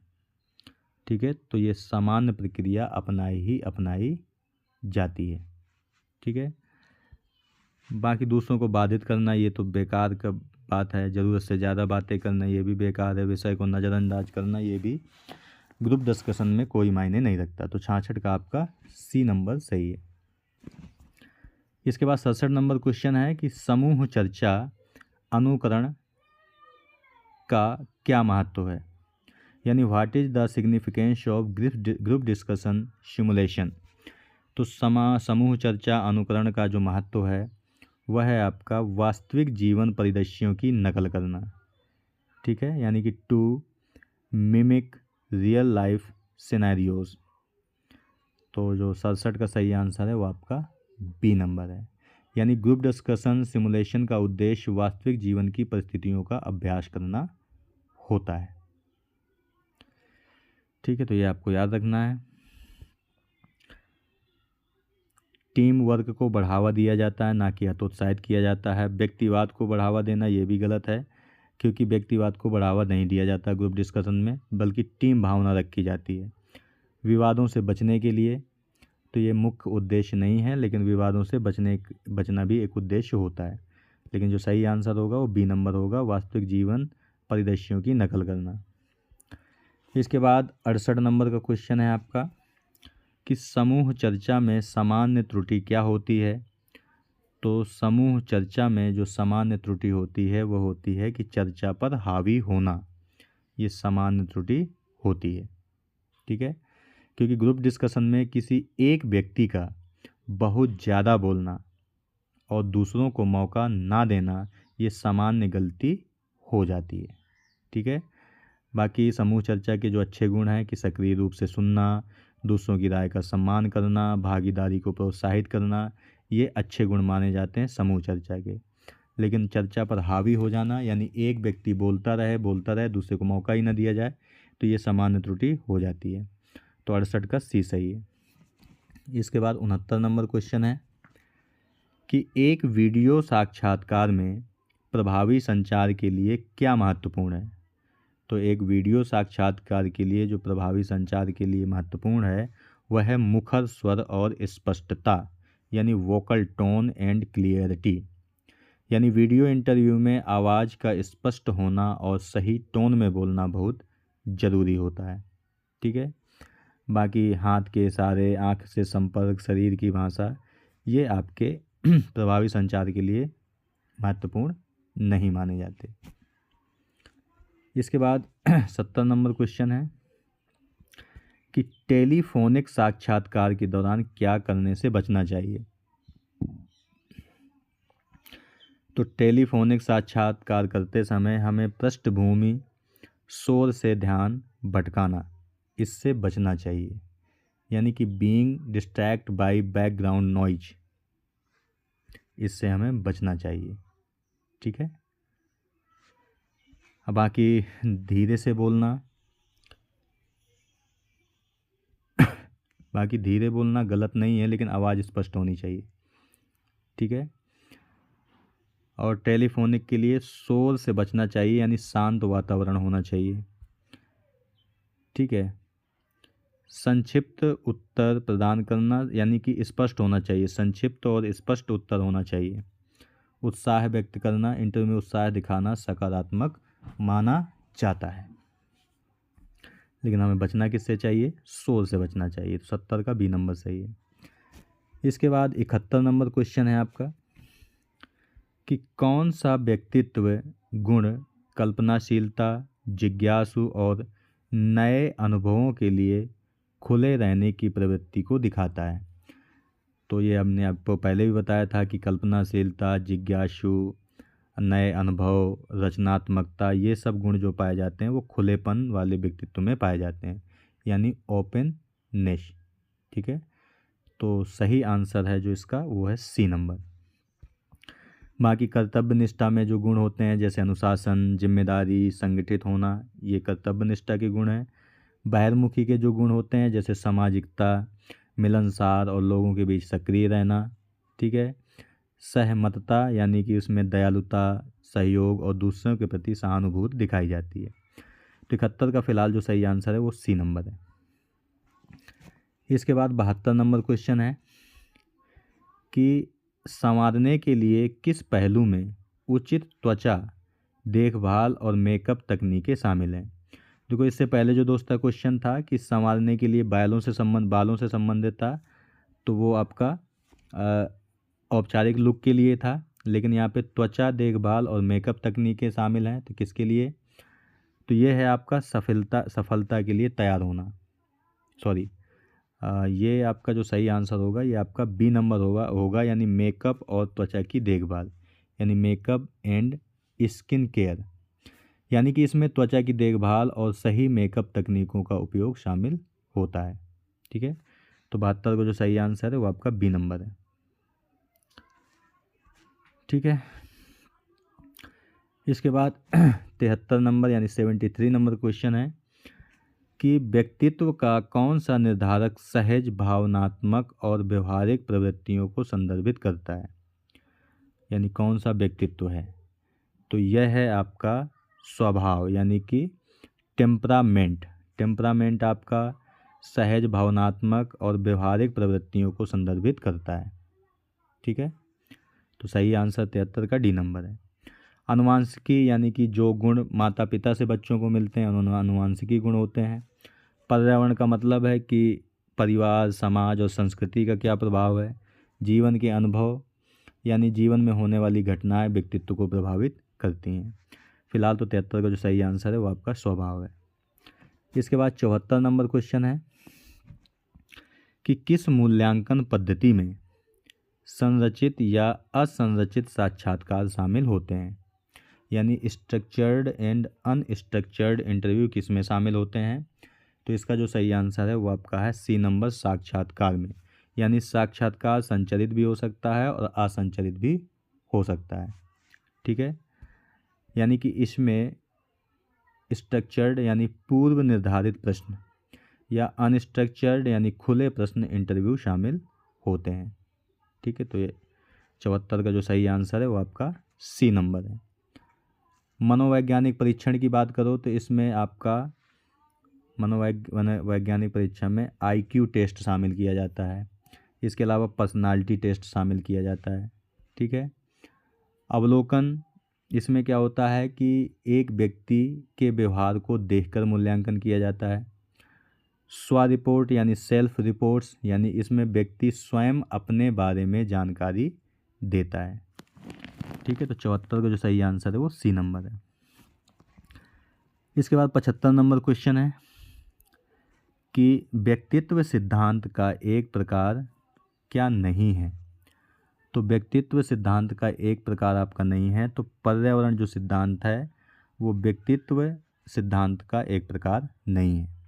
बाकी विशिष्टता, शारीरिक सिद्धांत और मानवतावादी सिद्धांत ये सब व्यक्तित्व सिद्धांत ही हैं। ठीक है, जैसे विशिष्टता सिद्धांत यानी ट्रेट थ्योरीज, इसमें व्यक्तित्व के स्थायी गुणों को आधार माना जाता है। साइकोलॉजिकल थ्योरीज, इसमें साइकोलॉजिकल थ्योरीज में व्यक्तित्व को शरीर की जैविक संरचना से जोड़ा जाता है। ठीक है, इसके बाद मानवतावादी है, तो मानवतावादी में आत्मविकास और सेल्फ एक्चुअलाइजेशन को शामिल किया जाता है, यानी व्यक्तिगत विकास को। और पर्यावरण सिद्धांत है, इसमें यह स्वतंत्र व्यक्तित्व सिद्धांत के रूप में नहीं माना जाता, बल्कि व्यक्तित्व को प्रभावित करने वाला कारक है। ठीक है, तो व्यक्तित्व सिद्धांत आपका विशिष्टता सिद्धांत, शारीरिक सिद्धांत और मानवतावादी सिद्धांत ये शामिल होते हैं। अगला क्वेश्चन है आपका 76 नंबर का कि किस प्रकार का साक्षात्कार गैर मौखिक संकेतों का अवलोकन करने की अनुमति देता है? ठीक है, यानी कि नॉन वर्बल कॉज करके जो है वो कौन सा ऐसा साक्षात्कार है जो अनुमति देता है? तो इसका जो सही आंसर है आपका वो है आमने सामने साक्षात्कार, यानी फेस टू फेस इंटरव्यू। ठीक है, इसमें इंटरव्यूअर और उम्मीदवार, यानी इंटरव्यूअर जो लेने वाला साक्षात्कार है और जो उम्मीदवार जो देने वाला है, एक ही स्थान पर बैठते हैं, इसलिए body language, facial expression, eye contact, gestures आदि स्पष्ट दिखाई देते हैं। इसी कारण नॉन वर्बल जो आपका साक्षात्कार है सबसे अच्छे तरीके से इसी प्रकार के इंटरव्यू में देखे जा सकते हैं। तो अवलोकन करने की अनुमति जो देता है वो आपका फेस टू फेस, यानी कि आमने सामने साक्षात्कार देता है। तो ये आपका सही आंसर आपका ए नंबर है। टेलीफोनिक साक्षात्कार में इसमें केवल आवाज़ सुनाई देती है। ठीक है, केवल आवाज़ सुनाई देती है। वीडियो साक्षात्कार, इसमें कुछ हद तक बॉडी लैंग्वेज दिखती है, लेकिन कैमरा सीमित होता है और सभी गेस्चर्स स्पष्ट दिखाई नहीं देते, इसलिए यह भी फेस टू फेस जितना प्रभावी नहीं है। ग्रुप यानी कि ग्रुप इंटरव्यू, इसमें कई उम्मीदवार होते हैं। ठीक है, तो हम इसमें बॉडी लैंग्वेज और गेस्चर वगैरह नहीं देख सकते, लेकिन पूर्णतः अवलोकन अगर करना है तो हमें आमने सामने बैठ करके जो साक्षात्कार होता है उसी में मदद मिल पाती है। तो 76 का ए नंबर आपका सही है। इसके बाद 77 नंबर क्वेश्चन है आपका कि टेलीफोनिक साक्षात्कार में प्रभावी संचार के लिए क्या आवश्यक है? तो टेलीफोनिक साक्षात्कार में प्रभावी संचार के लिए जो ज़रूरी है वो है आपका मुखर स्वर और स्पष्टता, यानी वोकल टोन एंड क्लियरिटी महत्वपूर्ण है। तो टेलीफोन इंटरव्यू में आमने सामने मुलाकात नहीं होती, इसलिए जो टेलीफोनिक साक्षात्कार है इसमें केवल आवाज़ के माध्यम से संवाद होता है, इसलिए स्पष्ट उच्चारण, सही आवाज़ का उतार चढ़ाव और साफ बोलना सबसे महत्वपूर्ण माना जाता है। ठीक है, तो जो सही आंसर है 77 का वो बी नंबर है। ठीक है, इसके बाद अगला क्वेश्चन है आपका 78 नंबर का कि साक्षात्कार के शुरुआती चरण में महत्वपूर्ण कदम क्या होता है। तो साक्षात्कार के शुरुआती चरण में सबसे महत्वपूर्ण होता है वो होता है आपका घनिष्ठता बनाना, यानी कि अच्छे संबंध बनाना। ठीक है, ये सबसे महत्वपूर्ण होता है, क्योंकि जब आप घनिष्ठता बनाते हैं तो आरामदायक वातावरण बनता है, विश्वास स्थापित होता है, सकारात्मक संबंध बनते हैं। तो सबसे महत्वपूर्ण होता है कि साक्षात्कार प्रारंभ करते समय शुरुआती चरण में आरामदायक स्थिति में आ जाए व्यक्ति है यानी जो इंटरव्यू देने वाला है, तो घनिष्ठता बढ़ती है तो 78 का सी सही है। इसके बाद अगला क्वेश्चन है आपका 79 नंबर का कि किसी साक्षात्कार के सुनने के चरण के दौरान साक्षात्कारकर्ता के लिए क्या महत्वपूर्ण है। साक्षात्कारकर्ता के लिए क्या महत्वपूर्ण होता है, तो इसका जो सही आंसर है वो है साक्षात्कारकर्ता के प्रश्नों को सक्रिय रूप से सुनना। साक्षात्कारकर्ता मतलब जो साक्षात्कार ले रहा है। ठीक है, तो जो सबसे महत्वपूर्ण है कि साक्षात्कारकर्ता के प्रश्नों को सक्रिय रूप से सुनना और समझकर, ध्यान से समझकर जवाब देना, ये एक्टिव लिसनिंग ही कहते हैं एक तरीके का। ठीक है, तो सबसे महत्वपूर्ण होता है वो साक्षात्कारकर्ता के प्रश्नों को सक्रिय रूप से सुनना। ठीक है, तो जो 79 का सही आंसर है वो आपका डी नंबर है। बाकी सब नेगेटिव पॉइंट हैं कि लगातार बातें करना, साक्षात्कारकर्ता को बीच में रोकना, सवाल पूछना, ये सब गलत इम्पैक्ट डालते हैं इंटरव्यूअर के ऊपर। इसके बाद है आपका 80 नंबर क्वेश्चन है कि किसी साक्षात्कार के समापन चरण का मुख्य पहलू क्या है। तो साक्षात्कार का जो समापन चरण होता है उसमें साक्षात्कारकर्ता को धन्यवाद देना चाहिए। ठीक है, ये सबसे महत्वपूर्ण आपका होता है। तो इंटरव्यू के अंत में इंटरव्यूअर को धन्यवाद देना चाहिए, शिष्टाचार और पेशेवर व्यवहार का संकेत होता है। ठीक है, तो 80 का सही आंसर आपका ए नंबर है। बाकी व्यक्तिगत कहानियाँ साझा करना ये गलत है, कंपनी की आलोचना करना ये तो बिल्कुल ही गलत है, वेतन पर बातचीत करना ये भी बिल्कुल गलत है, तो धन्यवाद देना चाहिए। इसके बाद 81 नंबर क्वेश्चन है आपका कि किस मूल्यांकन पद्धति में मायर्स ब्रिग्स टाइप इंडिकेटर जैसे मानकीकृत मूल्यांकन शामिल हैं। तो मायर्स ब्रिग्स टाइप इंडिकेटर के अंतर्गत जो आता है आपका वो आता है मनोवैज्ञानिक परीक्षण, यानी साइकोलॉजिकल टेस्ट। ठीक है,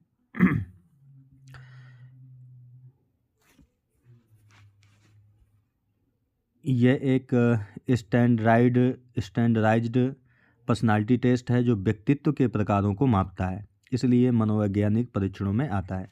ठीक है, तो जो 81 का सही नंबर है वो आपका सी नंबर है। अवलोकन की बात करें तो इसमें व्यक्ति के व्यवहार को देखकर, सबसे इम्पोर्टेंट है देखकर, निष्कर्ष निकाला जाता है। साक्षात्कार में इसमें प्रश्न और उत्तर के माध्यम से जानकारी प्राप्त की जाती है। ठीक है, और जो आपका सेल्फ प्रतिवेदन होता है या सेल्फ रिपोर्ट होती है, इसमें व्यक्ति स्वयं के बारे में जानकारी देता है। ठीक है, तो 81 का जो सही आंसर है वो आपका सी नंबर है। इसके बाद 82 नंबर क्वेश्चन है कि साज सज्जा का कौन सा पहलू परिधानों के साथ मेल खाने वाली सहायक वस्तुओं के चयन पर केंद्रित है। ठीक है।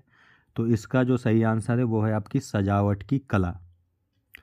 ठीक है, सजावट की कला के अंतर्गत क्या आएगा, जैसे कि घड़ी, बेल्ट, ज्वेलरी, बैग आदि को कपड़ों के साथ सही तरीके से मिलाकर पहनना शामिल होता है। ठीक है, तो परिधानों के साथ मेल जोल में जो सहायक वस्तुएं हैं वो सजावट की कला के अंतर्गत सारी आ जाती हैं। ठीक है, तो 82 का जो सही आंसर है वो आपका डी नंबर है। इसके बाद है कि जैसे सफलता के लिए तैयार होना, तो इसका अर्थ है कि पेशेवर और प्रभावशाली कपड़े पहनना। ठीक है, मेकअप एंड स्किन केयर, तो इसका मतलब है कि चेहरे और त्वचा की देखभाल से संबंधित है। और हेयर केयर और स्टाइल्स फॉर फॉर्मल लुक है, ये औपचारिक यानी ये बालों की सफाई और हेयर स्टाइल से संबंधित है। ठीक है, तो इसका जो सही आंसर है वो डी नंबर है, तो 82 का डी सही है। इसके बाद 83 नंबर का क्वेश्चन है आपका कि आक्रामक संचारक यानी एग्रेसिव कम्युनिकेशन,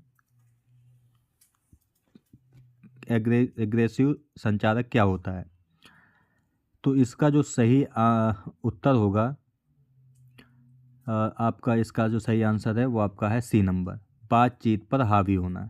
इसमें सीधा सा मतलब होता है कि हम दूसरे की भावनाएं या दूसरे की बातचीत को सुने बिना एक ही व्यक्ति लगातार बोलता रहता है, तो आपका आक्रामक संचार ही होता है। ठीक है,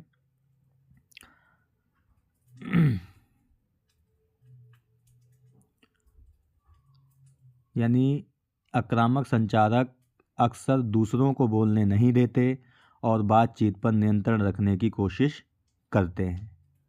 ठीक है, तो ये आपका सही आंसर 83 का सी नंबर है।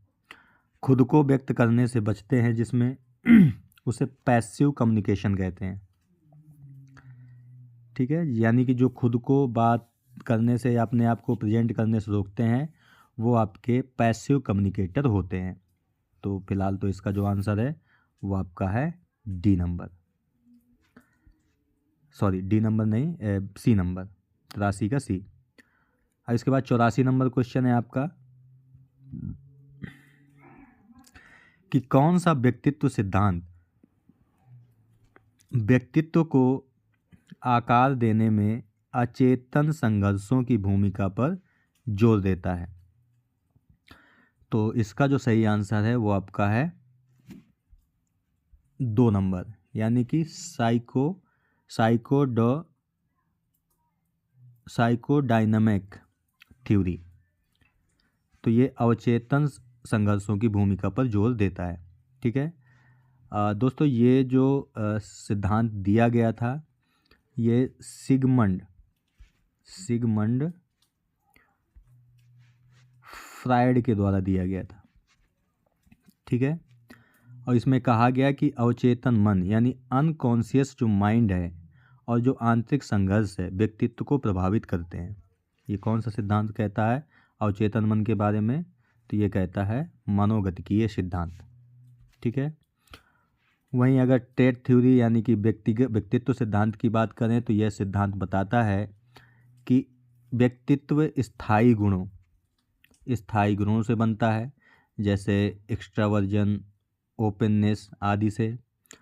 जो मानवतावादी सिद्धांत है वो कहता है कि आत्मविकास और सेल्फ एक्चुअलाइजेशन पर जोर देता है। ठीक है, और जो बिहेवियरल थ्योरी है यह सिद्धांत के अनुसार व्यक्तित्व सीखे हुए व्यवहार और पर्यावरण से बनता है। तो 84 का जो सही आंसर है वो आपका बी नंबर है। इसके बाद 85 नंबर क्वेश्चन है आपका कि किस प्रकार के व्यक्तित्व मूल्यांकन में विभिन्न संदर्भों में व्यवहार का प्रत्यक्ष अवलोकन शामिल है। तो व्यवहार का जो प्रत्यक्ष अवलोकन शामिल होता है वो अवलोकन यानी ऑब्जर्वेशन में शामिल होता है। इसमें व्यक्ति के वास्तविक व्यवहार को विभिन्न परिस्थितियों में देखकर व्यक्तित्व का मूल्यांकन किया जाता है। ठीक है, तो सही आंसर आपका सी है। मनोवैज्ञानिक परीक्षण जो होते हैं इसमें लिखित या ऑनलाइन टेस्ट के माध्यम से व्यक्तित्व को आकलन किया जाता है। साक्षात्कार में आमने सामने बैठ करके या बातचीत के माध्यम से विचार और अनुभव समझे जाते हैं। स्व रिपोर्ट में इसमें एक व्यक्ति स्वयं अपने व्यवहार और व्यक्तित्व के बारे में जानकारी देता है। ठीक है, तो 85 का जो सही आंसर है वो आपका सी नंबर है। इसके बाद 86 यानी 86 नंबर क्वेश्चन है कि साक्षात्कार की तैयारी में एक आवश्यक जो कदम है वो क्या है। तो साक्षात्कार की तैयारी में जो आवश्यक कदम है वो है कंपनी पर शोध करना, यानी रिसर्चिंग द कंपनी। ठीक है, तो ये आपका साक्षात की तैयारी में, यानी कि अगर आप किसी कंपनी में नौकरी के लिए साक्षात्कार देने जा रहे हैं तो आपको कंपनी पर शोध कार्य कर लेना चाहिए। ठीक है, तो सही आंसर आपका सी है। 87 नंबर क्वेश्चन है कि बायोडाटा लिखने का उद्देश्य क्या होता है। तो बायोडाटा जो लिखने का उद्देश्य है वो होता है कि किसी की योग्यताओं और अनुभवों का संक्षिप्त सारांश प्रदान करना। ये आपका क्या होता है, बायोडाटा होता है।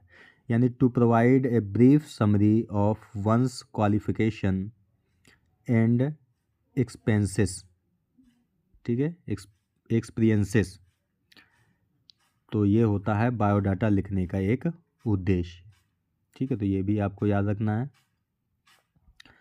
तो इसका जो सही आंसर है 87 का वो आपका बी नंबर है। इसके बाद 88 नंबर क्वेश्चन है आपका कि लिंक्डइन शिष्टाचार के लिए अनुशासित अभ्यास क्या है। तो लिंक्डइन के लिए जो अनुशासित अभ्यास है वह है कनेक्शन अनुरोधों को वैयक्तिकृत करना, यानी पर्सनलाइजिंग कनेक्शंस रिक्वेस्ट्स। ठीक है, यानी कि कनेक्शन भेजते समय व्यक्तिगत संदेश लिखना और कारण बताना अच्छा शिष्टाचार माना जाता है। तो जो सही आंसर है 88 का वो आपका है सी नंबर। इसके बाद 89 नंबर क्वेश्चन है आपका कि समूह चर्चा का क्या अर्थ है। तो समूह चर्चा का जो अर्थ होता है वो होता है किसी विशिष्ट विषय पर अनेक प्रतिभागियों के बीच बातचीत करना, यानी कई सारे लोग एक जगह बैठ करके एक ही मुद्दे पर बात करते हैं जो कि कोई विशिष्ट विषय आपका होता है। ठीक है, तो ये आपका क्या होता है, ग्रुप डिस्कशन होता है। तो 89 का जो सही आंसर है वो आपका सी है। इसके बाद 90 नंबर क्वेश्चन है आपका कि समूह चर्चा में उपयोग की जाने वाली विधि कौन सी है। तो समूह चर्चा में जो उपयोग की जाने वाली विधि होती है वो होती है डायलॉग, यानी वार्ता। ठीक है, ग्रुप डिस्कशन में प्रतिभागियों के बीच संवाद होता है, यानी डायलॉग होते हैं। ठीक है, तो ये सही आंसर 90 का है बी नंबर। यहाँ पे मोनोलॉग का मतलब है या स्वगत भाषण का मतलब है कि एक ही व्यक्ति बोलता है। ठीक है, और जो वार्ता में तो कई लोग बोलते हैं। बहस में पक्ष और विपक्ष होते हैं। ठीक है, जबकि ग्रुप डिस्कशन में खुली बातचीत होती है, कोई पक्ष विपक्ष नहीं होता, लेकिन बहस में पक्ष और विपक्ष होते हैं। और साक्षात्कार में तो एक व्यक्ति और एक साक्षात्कारकर्ता के बीच बातचीत होती है। फिलहाल 90 का जो सही आंसर है वो आपका है बी नंबर। इसके बाद 91 नंबर क्वेश्चन है कि किस मूल्यांकन पद्धति में व्यक्तियों को अपने व्यक्तित्व की विशेषताओं का मूल्यांकन और वर्णन करना शामिल होता है। तो व्यक्ति जब अपने बारे में ही बात करता है खुल करके तो उसे हम कहते हैं स्व रिपोर्ट, यानी सेल्फ रिपोर्ट के नाम से जानते हैं। तो 91 का सही आंसर आपका डी है। ठीक है, मनोवैज्ञानिक परीक्षण में क्या होता है, इसमें मानकीकृत प्रश्न या परीक्षण होते हैं जिन्हें विशेषज्ञों द्वारा तैयार किया जाता है। व्यक्ति प्रश्नों का उत्तर देता है लेकिन स्वयं अपने व्यक्तित्व का वर्णन मुख्य रूप से नहीं करता है, यानी जैसे सवाल होते हैं वैसे ही वो जवाब देता है। साक्षात्कार में तो एक देने वाला होता है और एक लेने वाला होता है साक्षात्कार, और वही एक दूसरे से प्रश्न मतलब जो साक्षात्कार करता है वो उम्मीदवार से प्रश्न पूछता है और उसका जवाब देता है उम्मीदवार। तो ये आपका साक्षात्कार होता है। अवलोकन आपको बता ही दिया। अवलोकन दोस्तों, अवलोकन का मतलब है कि इसमें व्यक्ति के व्यवहार को देख करके वर्णन किया जाता है, यानी व्यक्तित्व को समझा जाता है। तो 91 का डी सही है। इसके बाद 92 नंबर क्वेश्चन है आपका कि कौन सा व्यक्तित्व सिद्धांत पर्यावरण और बाहरी उत्तेजनाओं के प्रभाव पर केंद्रित है। तो इसका जो सही आंसर है आपका वो है डी नंबर, यानी व्यवहार सिद्धांत। व्यवहार सिद्धांत पर्यावरण और बाहरी उत्तेजनाओं के प्रभाव पर केंद्रित होता है। ठीक है, यानी कि व्यक्तित्व मुख्यतः पर्यावरण, सीखने और बाहरी उत्तेजनाओं से बनता है। तो 92 का सही आंसर डी है। ट्रेट थ्योरी में क्या होता है कि ये व्यक्तित्व जो होता है स्थायी गुणों पर केंद्रित होता है। मनोगतिकी जो होता है वह अवचेतन मन और आंतरिक संघर्षों पर केंद्रित होता है। मानवतावादी जो होता है ये आत्मविकास, आत्मसम्मान और सेल्फ एक्चुअलाइजेशन पर जोर देता है। ठीक है, तो फिलहाल जो सही आंसर है 92 का वो आपका डी नंबर है। 93 नंबर क्वेश्चन है जो कि व्यक्तित्व में आत्मसम्मान का क्या महत्व होता है। तो व्यक्तित्व में आत्मसम्मान का महत्व है कि यह किसी व्यक्ति के उनके मूल्यों के समग्र मूल्यांकन को संदर्भित करता है। ठीक है, यानी जो सेल्फ इस्टीम है का जो अर्थ है कि व्यक्ति अपने बारे में कितना सकारात्मक या कितना नकारात्मक महसूस कर रहा है। ठीक है, तो इसका जो सही आंसर है 93 का वो ए नंबर है।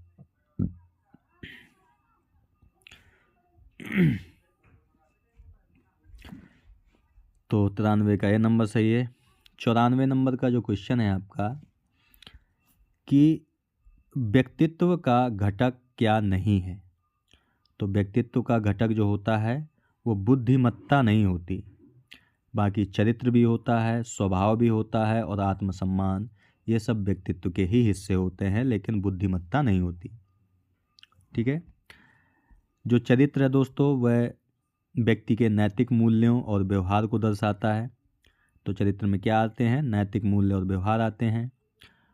स्वभाव में क्या आता है, तो स्वभाव व्यक्ति की भावनात्मक प्रतिक्रिया की शैली है। ठीक है, बुद्धिमत्ता ये मानसिक क्षमता से संबंधित है, व्यक्तित्व से संबंधित नहीं है।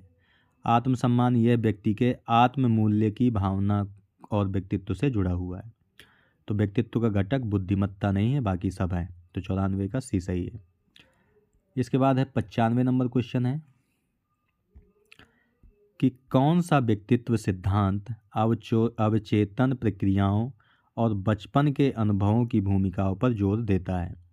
तो इसका जो सही आंसर है वो मनोगतिकी है। जहाँ पर भी आपका अवचेतन शब्द आए, ये मान लो उसका संबंध मनोगतिकी से ही होगा।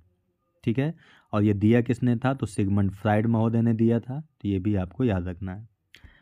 बाकी व्यक्तित्व सिद्धांत, इसमें आपका स्थायी गुणों पर चर्चा की जाती है। व्यवहार सिद्धांत, इसमें पर्यावरण और उसके आसपास के प्रभाव को देखा जाता है। ठीक है, यानी कि पर्यावरण और सीखने पर आधारित होता है।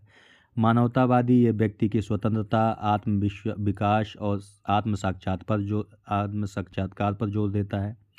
तो 95 का फिलहाल जो सही है वो आपका सी नंबर है। दोस्तों एक एक आप अगर शब्द पकड़ने की कोशिश करेंगे तो ये क्वेश्चनों के आंसर आपको आराम से मिल जाएंगे। 96 नंबर क्वेश्चन है कि संवारने के किस पहलू में ऐसे सहायक उपकरणों का चयन करना शामिल है जो पहनावे के साथ मेल खाते हैं। ठीक है, तो इसमें वही आ जाता है आपका सजावट की कला, कि अगर आपने कपड़े पहन रखे हैं अच्छे से तो और क्या कॉम्बिनेशन वाली चीज़ें पहन सकते हैं, जैसे कि घड़ी, बेल्ट, ज्वेलरी, बैग आदि को कपड़ों के साथ सही तरीके से मिलाकर पहनना ही ये आपके सहायक उपकरण हैं। ठीक है, तो सही आंसर आपका डी नंबर है। 97 नंबर का जो क्वेश्चन है आपका, इसमें है कि मौखिक स्वच्छता का एक अनिवार्य पहलू क्या है। तो मौखिक स्वच्छता का जो अनिवार्य पहलू है कि नियमित रूप से ब्रश करना, फ्लॉशिंग करना और दांतों की जांच करना। कराना, ये आपका मौखिक स्वच्छता का एक अनिवार्य पहलू है। ठीक है, यानी नियमित ब्रश करना, फ्लॉसिंग और दंत परीक्षण करना। अच्छी मौखिक स्वच्छता के लिए दिन में 2 बार ब्रश करना, फ्लॉस करना और समय समय पर दंत चिकित्सक से जांच कराना, ये ज़रूरी है आपका। तो 97 का ए नंबर सही है। इसके बाद 98 नंबर क्वेश्चन है कि कौन सा व्यक्तित्व सिद्धांत व्यक्तियों और उनके पर्यावरण के बीच पारस्परिक संपर्क पर जोर देता है। तो इसका जो सही आंसर है डी नंबर, 98 का डी नंबर सही है। सामाजिक संज्ञानात्मक सिद्धांत यानी सोशल कॉग्निटिव थ्योरी। ठीक है, तो व्यक्ति और पर्यावरण के बीच पारस्परिक संपर्क पर जोर देता है social cognitive theory. Trait theory तो ये आपका स्थायी गुणों से संबंधित है। साइकोलॉजिकल थ्योरी यानी कि साइकोडायनेमिक थ्योरी, ये अवचेतन मन और संघर्षों से जुड़ा हुआ है। ह्यूमनिस्टिक, ये आत्मसम्मान आत्म साक्षात्कार से जुड़ा हुआ है। ठीक है, तो 98 का डी नंबर सही है। 99 नंबर क्वेश्चन है कि स्वयं को संवारने का प्राथमिक उद्देश्य क्या होता है। तो स्वयं को संवारने का प्राथमिक उद्देश्य है आत्मविश्वास बढ़ाना और खुद को प्रभावी ढंग से प्रस्तुत करना, यानी to enhance confidence and present one self effectively. तो 99 का जो सही आंसर है वो आपका बी नंबर है। ठीक है, इसके बाद अंतिम और लास्ट प्रश्न है आपका कि आमने सामने साक्षात्कार का प्राथमिक उद्देश्य क्या है। तो आमने सामने जो साक्षात्कार होता है उसका जो प्राथमिक उद्देश्य होता है वो होता है किसी उम्मीदवार की योग्यताओं का आकलन करना, यानी कि to assess a candidate's qualification. ठीक है, तो सही आंसर आपका बी नंबर है, क्योंकि जब आमने सामने बैठते हैं तो हम उम्मीदवार की योग्यताएं कैसी हैं, अनुभव कैसा है और क्षमता का आकलन आराम से कर सकते हैं। तो जो 100 का सही आंसर है वो आपका बी नंबर है। ठीक है,